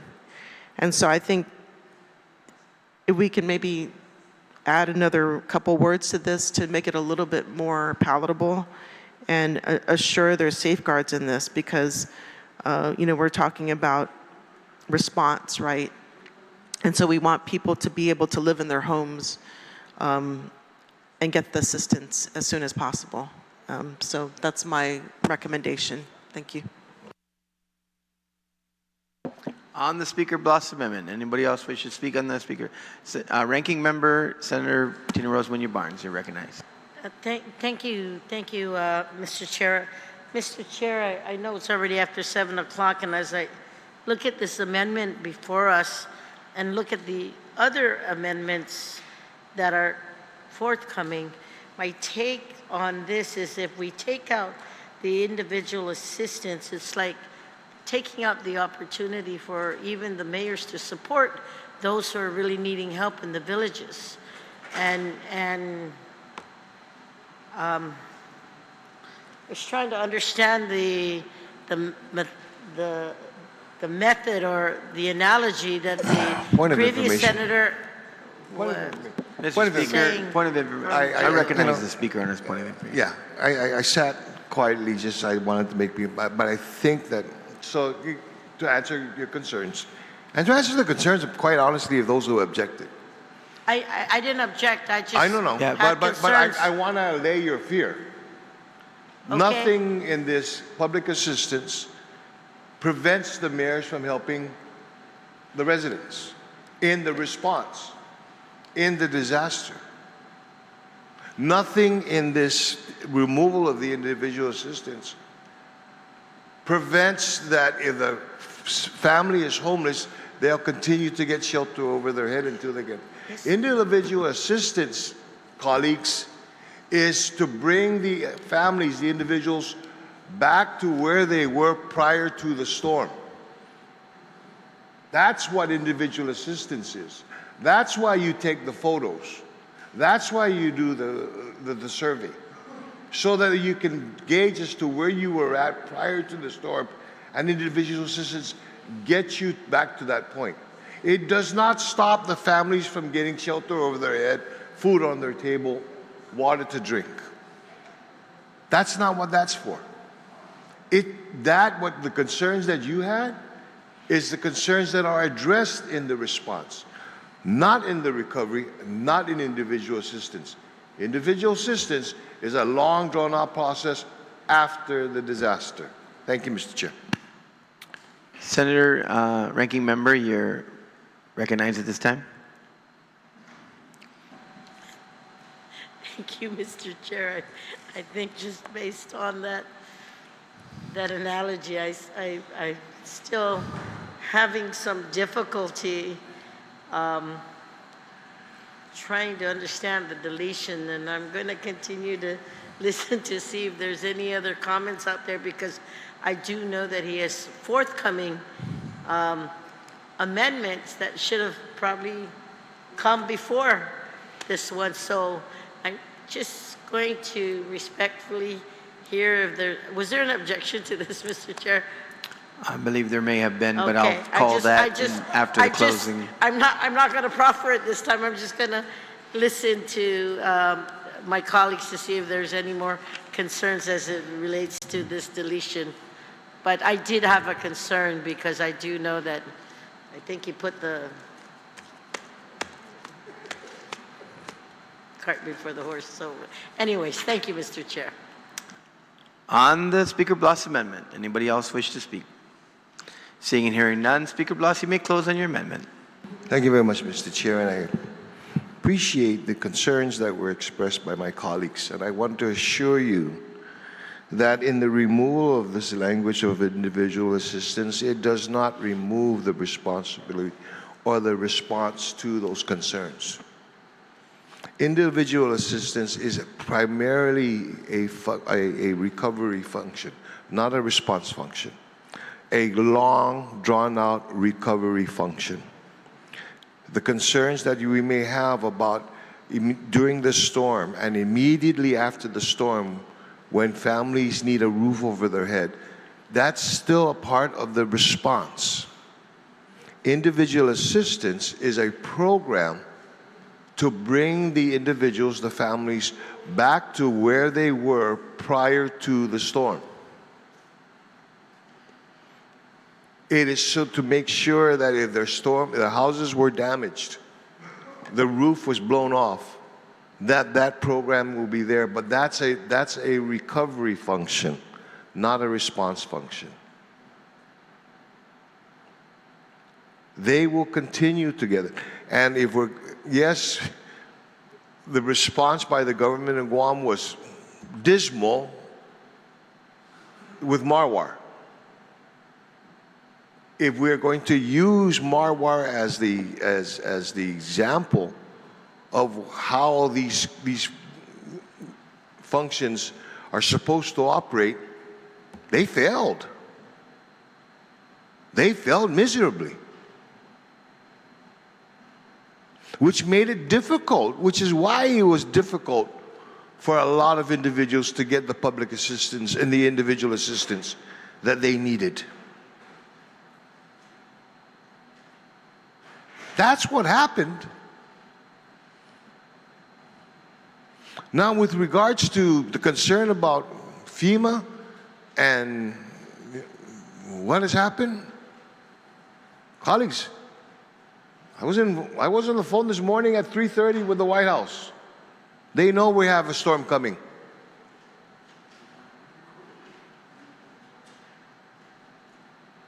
So I want to assure you, I recognize and I understand your concerns. This is just so that what this bill had asked for was funding to be able to respond. I wanted to ensure that the funding is available for the response. And in that response, should they respond, they need to respond to a family in distress. Should they need to respond to a family who's lost the roof over their head, they still can do that. It's just that it's not, individual assistance is not a response function. It's a recovery function. It's, as a matter of fact, it goes from recovery into mitigation function. Okay? So, I hope that helps to allay the fear that you had in objecting for this. This just ensures that the funding is used so that we can address the response needs, the urgent, immediate response needs. Because as was stated by one of the colleagues that had spoke, there's a whole list of I guess, procedures, regulations that you're going to have to deal with individual assistance, whether or not it comes from FEMA or whether it comes from the government of Guam. Oh, by the way, it's the government of Guam that has to pay for it first before FEMA get the FEMA reimbursement. And that's why it says, I know, trust me, if this storm were to hit, is to hit, we're going to be back in here.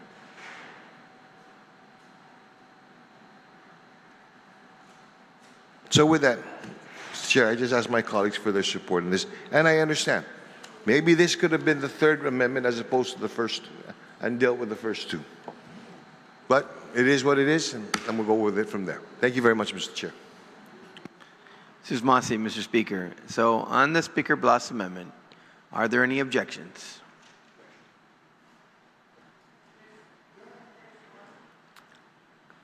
So all in favor of the Blas amendment, please indicate by raising your hand.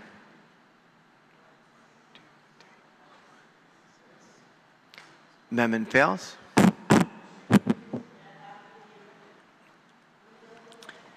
We are on the next amendment.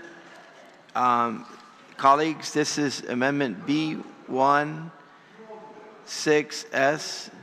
FBJ L2 6P1. Mr. Speaker, you recognize. Thank you, Mr. Chair. Mr. Chair, basically it's a very simple amendment. You know, we talk about $25 million. And really for a response effort,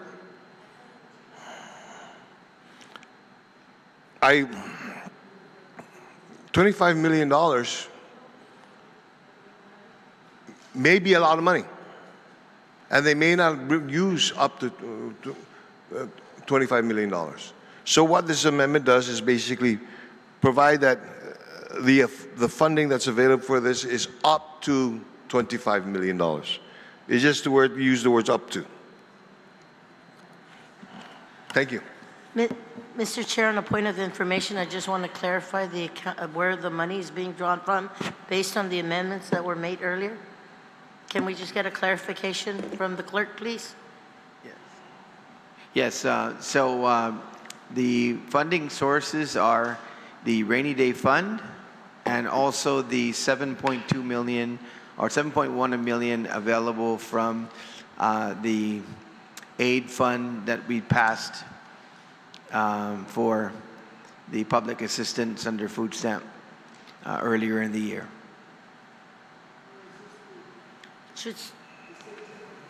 So this amendment, basically, for the whole corpus of the $25 million, is saying up to $25 million, which means that it doesn't have to be $25 million, but it's up to, in the sense of, yeah. Mr. Chair, can we just take a moment's recess, Sure, 1 minute please? recess. What I'm trying to say is...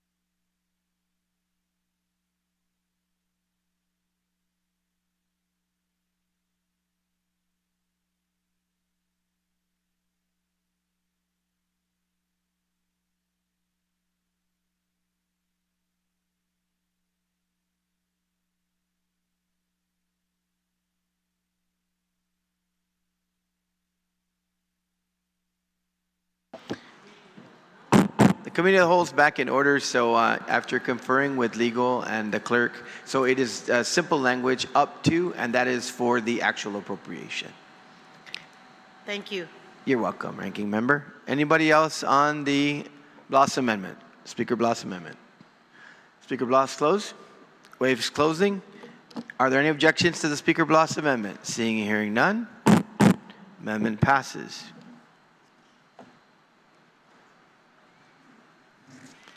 Colleagues, we are on the next amendment, B16S FBJ L56P1. Mr. Speaker, you're recognized. Thank you, Mr. Chair, and I have to agree with my colleagues. Maybe this would have been helped, the First Amendment, but that being said, okay, what this amendment does is on page 1, line 5 and 6, in keeping with what the governor is asking for funding to be able to, for emergency response expenses, and making sure that this money goes towards that emergency response expense. It just strikes out the words, and recovery expenses in response. So it'll read, for emergency response to Tropical Storm Sinlaku. Thank you, Mr. Chair. On the Speaker Blas amendment, anybody wish to speak? Speaker Blas, do you wish to close? Waive. On the Speaker Blas amendment, are there any objections? Seeing and hearing none, amendment passes. Mr. Chair, Yes, sir, Mr. I'd Speaker. like to make a motion to reconsider the actions of the body in the previous amendment. Colleagues, there is a motion to reconsider the actions on a previous amendment. Go ahead. Is there any objection to that? There has been an objection to the reconsideration. All in favor of the reconsideration indicate by raising your hand. Motion fails. We are now on amendment B16S VAB L9 or L79P1.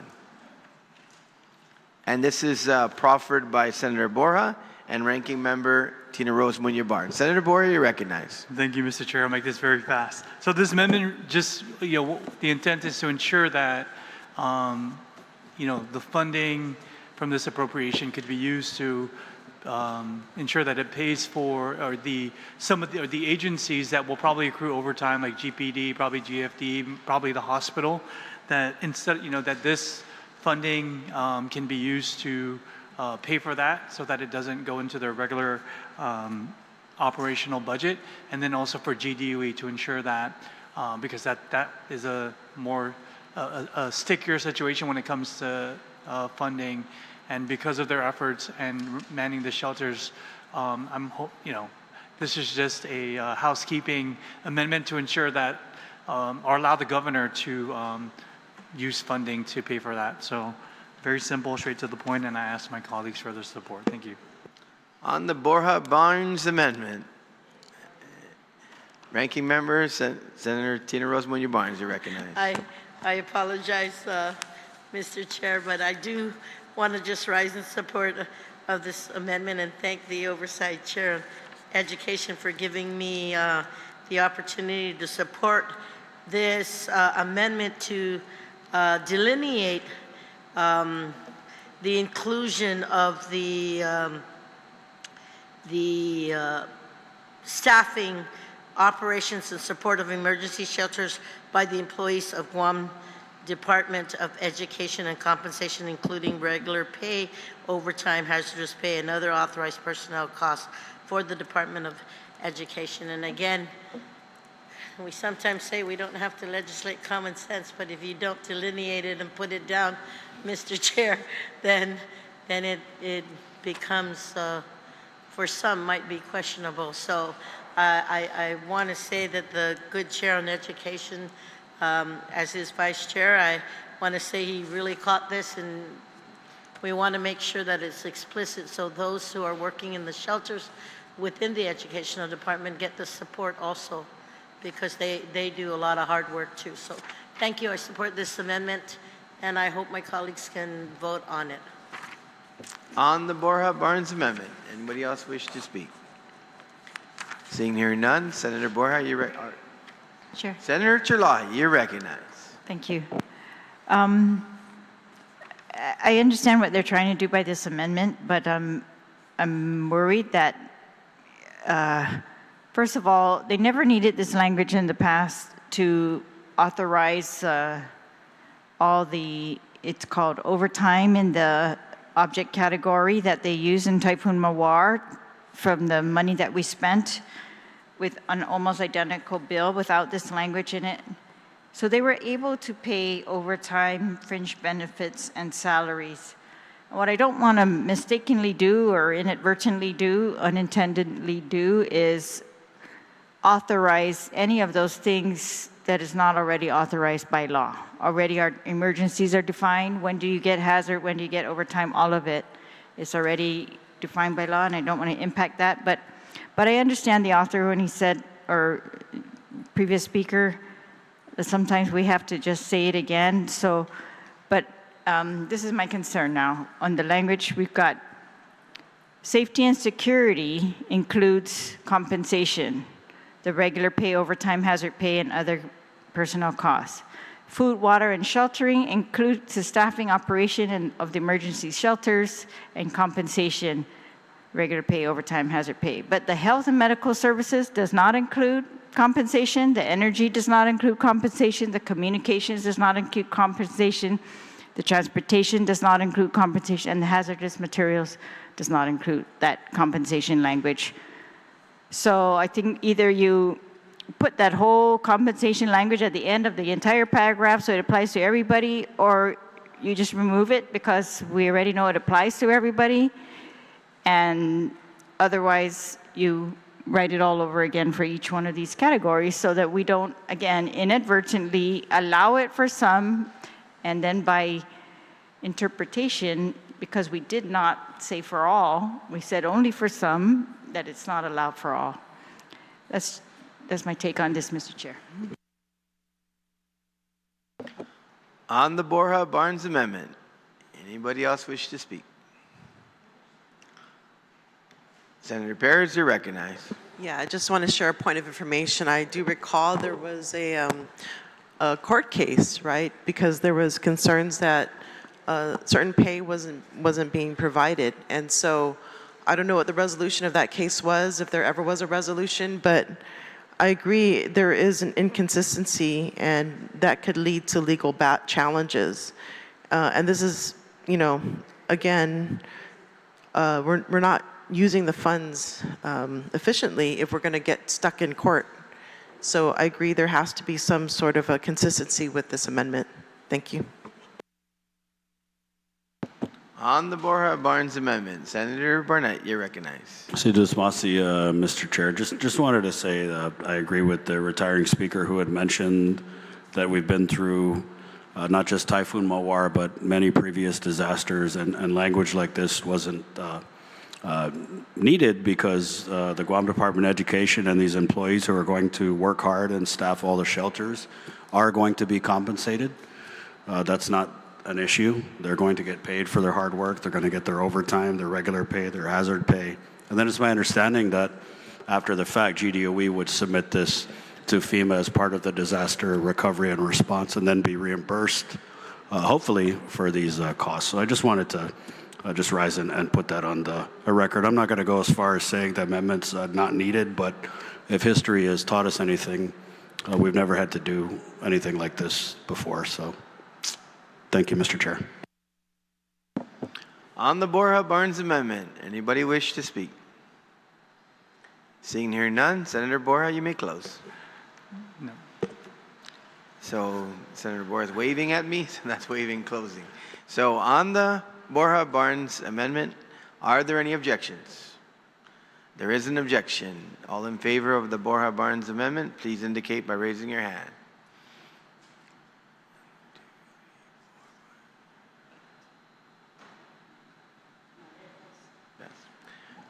Amendment passes.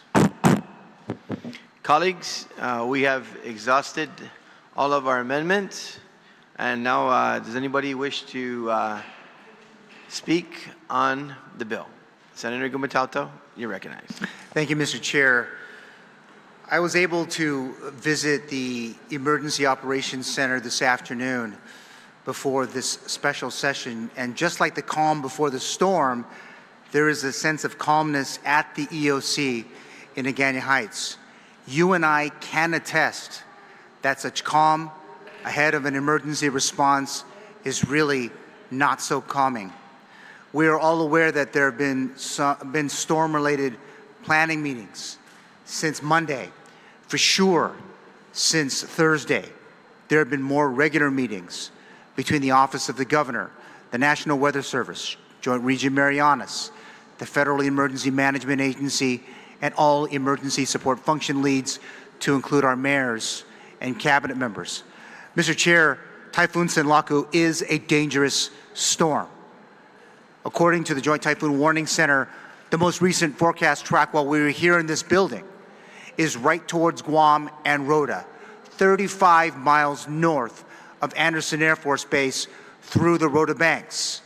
We all must plan for I-passage sometime mid-Tuesday morning.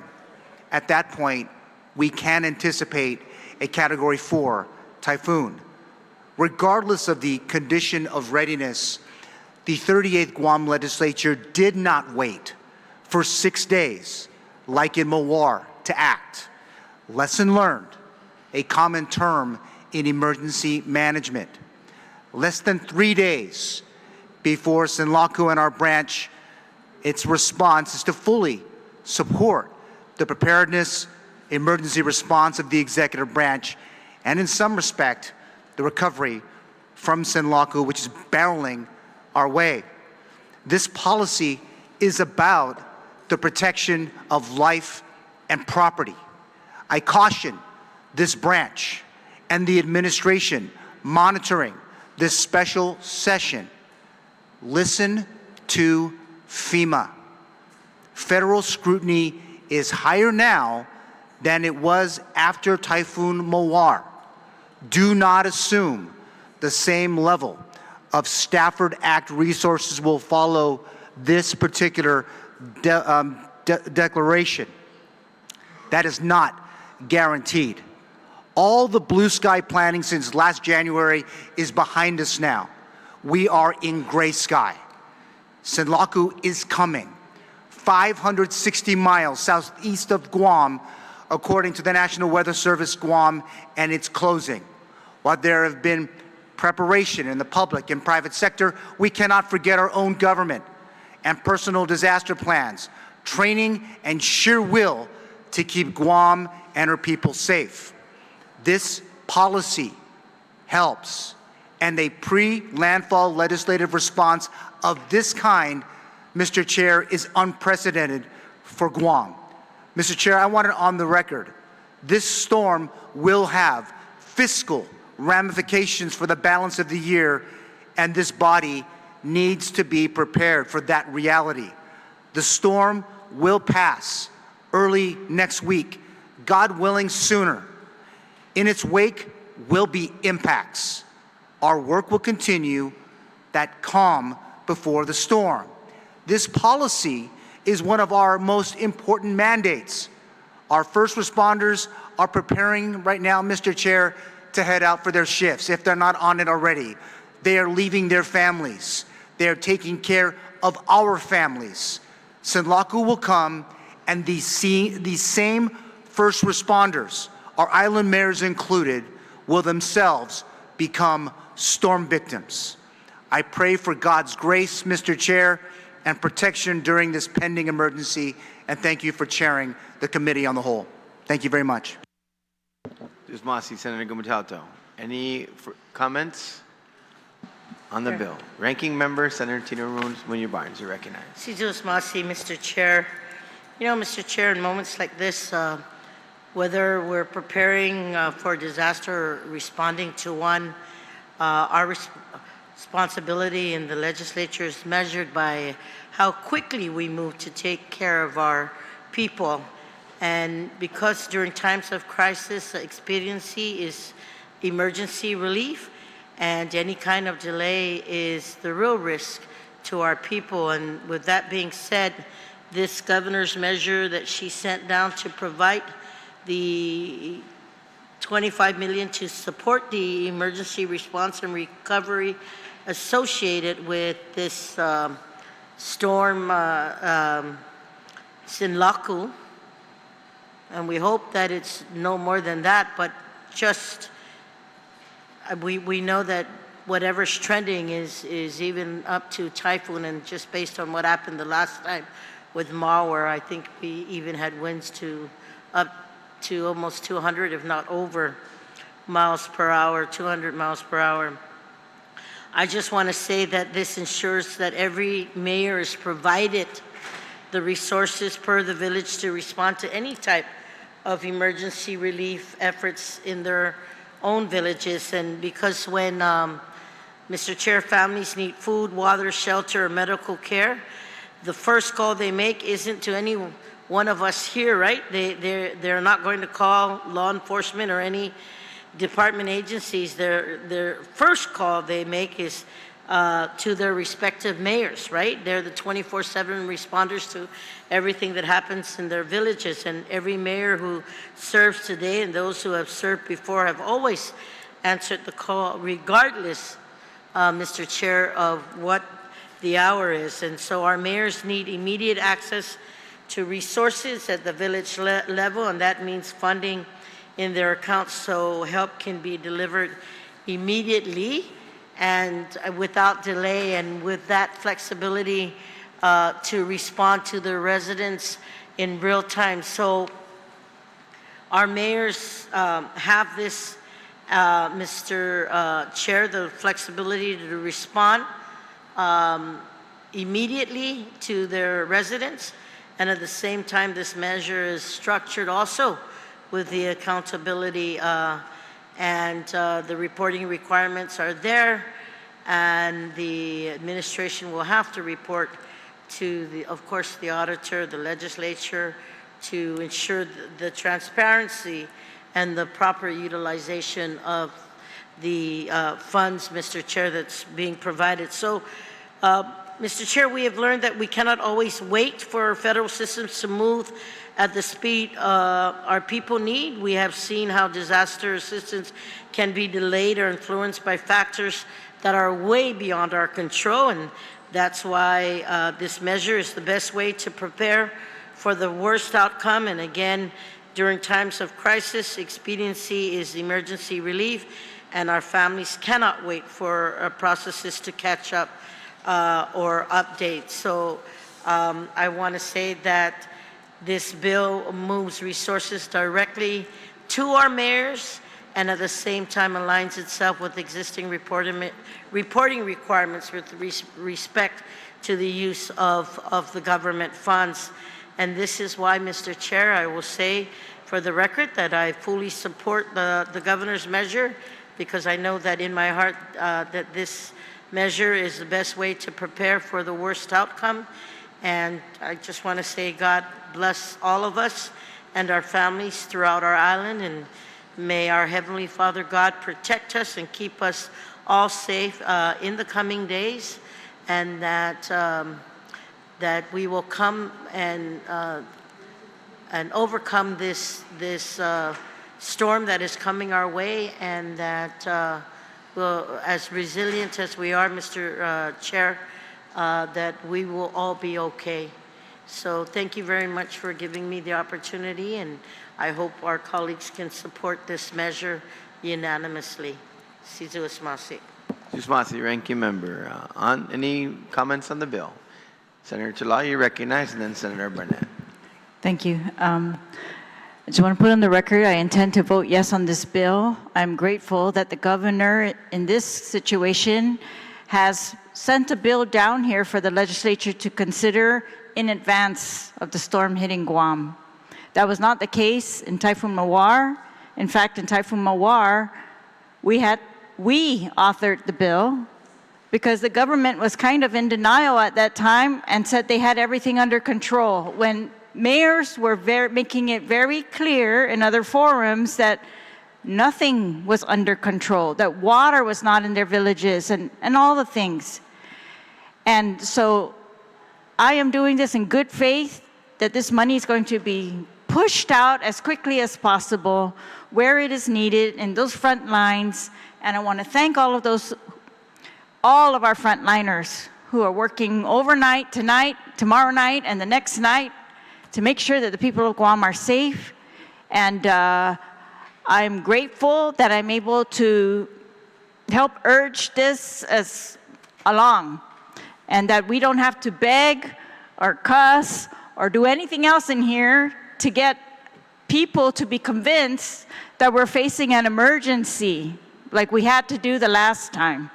So I'm very grateful that it seems like we're all in unity, at least on that we are facing a huge emergency. We want to support the people of Guam, and we want to support our frontliners.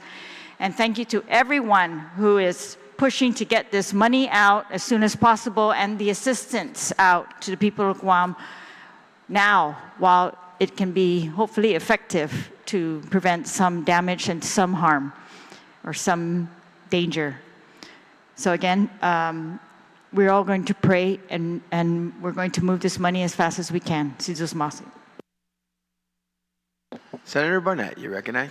So just want to see, Mr. Chair, and just want to thank my colleagues for their work here today.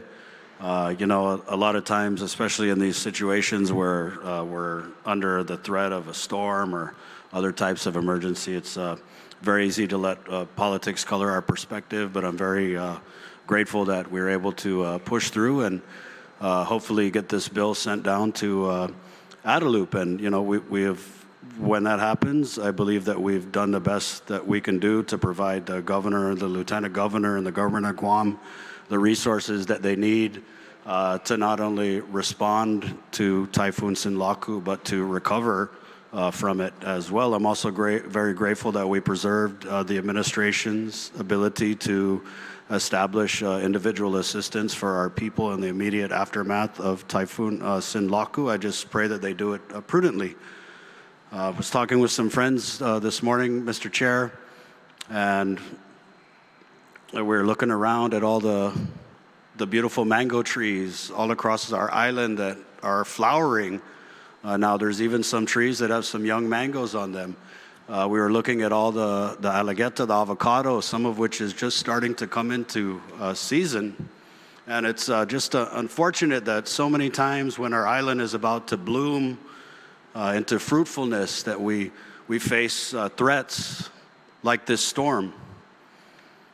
And I know that they say the people of Guam are resilient, and we are, Mr. Chair, but I just wish that we didn't have to be. And so as we face this threat, please reach out to your family members. You know, I called my mom, she's in the States this morning, and, you know, she asked me if I bought candles, and I told her yes, but she was talking about the candle for Santa Maria Kamalin. So that's kind of the first thing we do to prepare, is to really just pray to our island's patroness that we emerge from this storm safe and with as little damage as possible, Mr. Chair. And so I also want to thank all of our first responders out there. You know, many times when we begin to hunker down and prepare for these storms, there's a whole lot of people whose job gets harder, whose work gets harder as they go out and really batten down the hatches and prepare Guam to bear the brunt of these storms. So Ndunkulun Asidus Masi to all of our first responders, all the workers in the utilities, the Guam Department of Education as they get ready to prepare the shelters for our most vulnerable residents in need.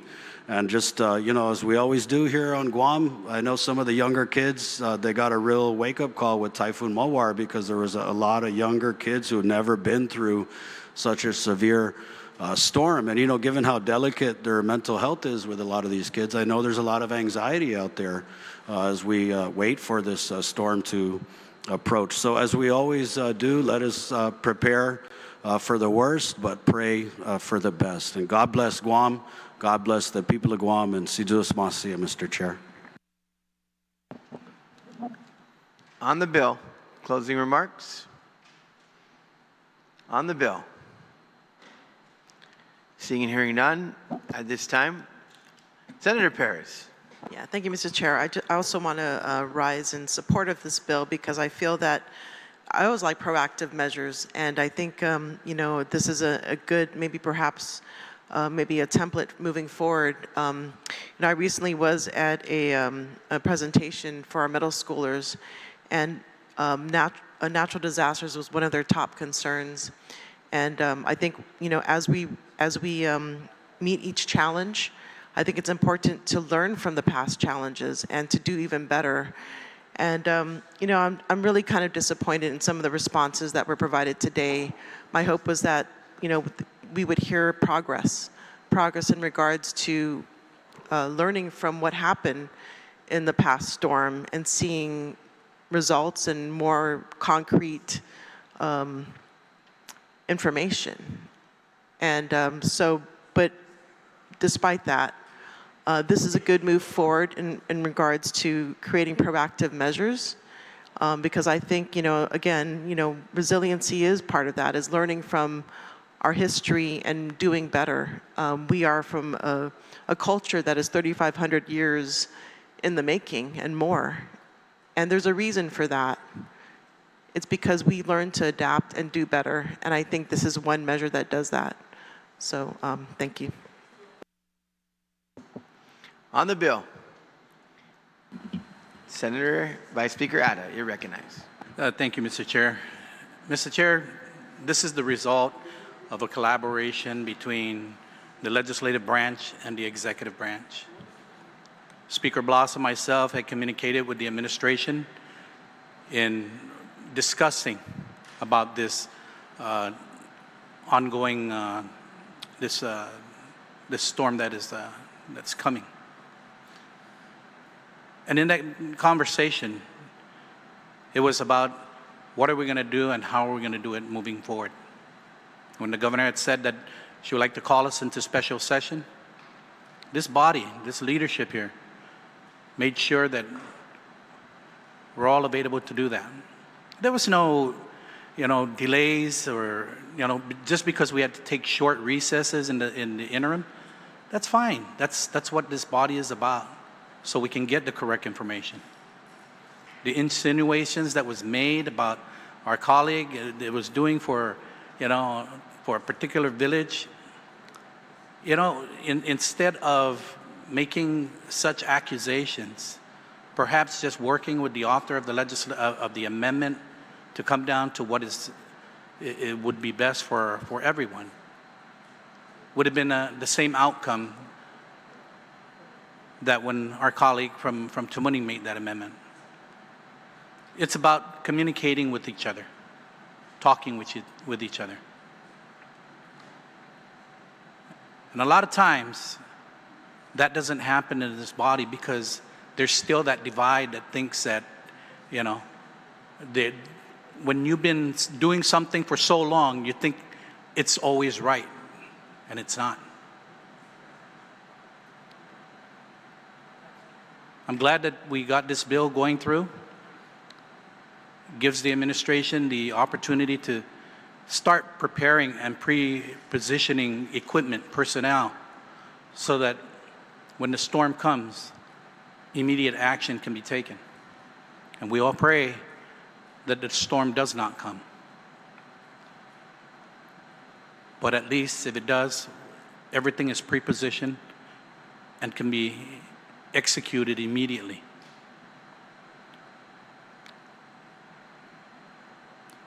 So I just ask my colleagues to let's support this piece of legislation. Let's help our people. And God bless our people and God bless our island. Thank you, Mr. Chair. Susmansi, Vice Speaker. On the bill, Senator Parkinson on the bill. Thank you, Mr. Chair. I, too, rise in support of this legislation. I worked for very many years with emergency services and emergency first response. And one of the more common practices we had was staging resources when we knew an incident was on its way. It would be around 4th of July weekend, and we would hear of lightning storms coming through the forest, and so we would call resources ahead of time. We would set manpower where they needed to be. We made sure that all the tools were at our disposal so that when the incident that we knew was coming came, we were ready to go. And so I really appreciate this piece of legislation because I was here for Mawar and we didn't have this pre-staging of resources the way we're doing now. And so I'm hoping that with our efforts today, we are able to make it so that the recovery and response to this next typhoon or storm or whatever it happens to be when it comes to our shores is a good response. So I'd like to thank my colleagues today for the good work that they did to have these resources ready. I'd like to thank the governor's office and the executive branch for having the presence of mind to stage these resources and monies now so that when we need it, we don't have to go through the legislative process because we have already would have done the work necessary. So again, I thank my colleagues and to my people of Guam out there. Please do your best to prepare, stock up on resources, secure your households, and call your family and hug each other tight. We're all going to be okay, but we do have some work to do. And so God bless Guam and God bless the island, and let's hope for safety and prosperity for all. Thank you, Mr. Chair. Susmasi, Senator Parkinson. On the bill. Anyone else wish to speak on the bill? Seeing and hearing none, at this time, we are completed the second round, and we have concluded discussion on bill number 16-S. Vice Speaker Atta, you're recognized to close on your motion. Thank you, Mr. Chair. Mr. Chair, I move that Bill number 16-S, as amended by the Committee of the Whole, an act to appropriate $25 million from the general fund to Imagahagan, Guahan for emergency response expenses in response to Tropical Storm Sinlaku, with the recommendations of the Committee of the Whole to be placed in the third reading. On the motion to place 1-6S as amended in the Committee of the Whole, and to place, once again, Bill 1-6S under the third reading file as amended, are there any objections? Hearing and seeing none, motion passes. We're in a short recess.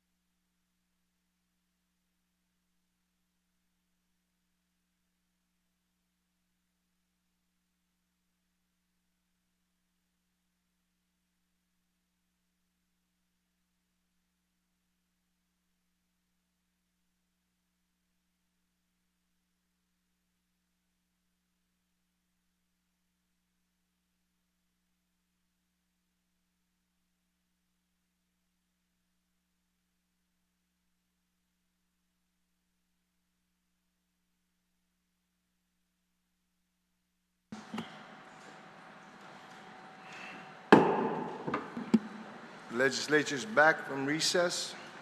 Vice Speaker Tony Ada, sir, you're recognized. Thank you, Mr. Speaker.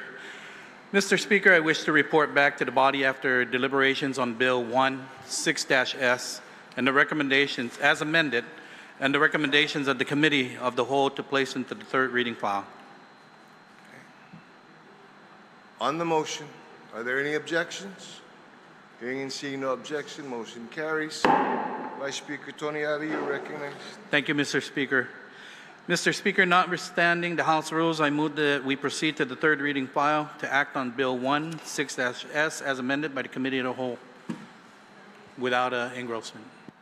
On the motion to consider, okay, in third reading to vote without engrossment, any objections? Hearing and seeing no objection, motion carries. Clerk, please read the bill.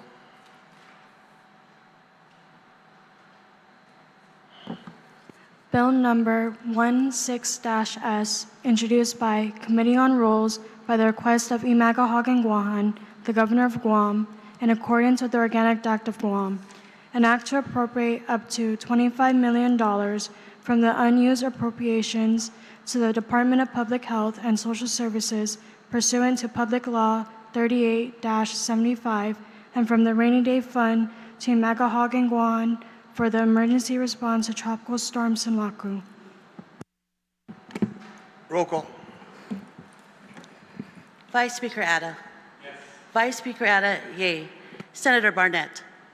Senator Barnett, yay. Speaker Blas. Yes. Speaker Blas, yay. Senator Borja. Yes. Senator Borja, yay. Senator Calvo.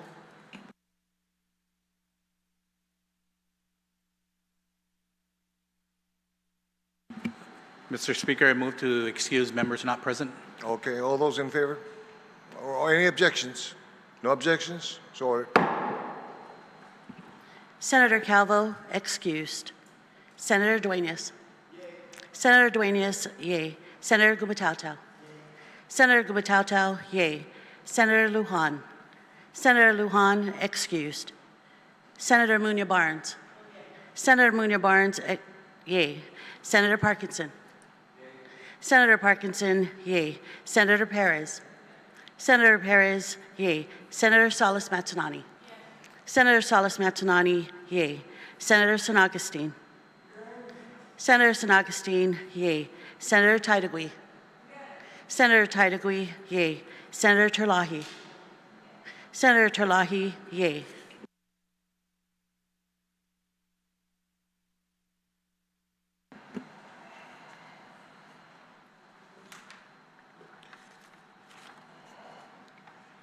Bill number, what is the bill number?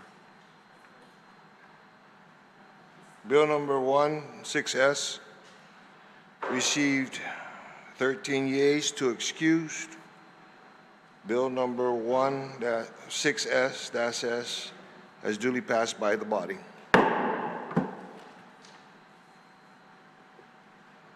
Floor is open for brief extension of remarks.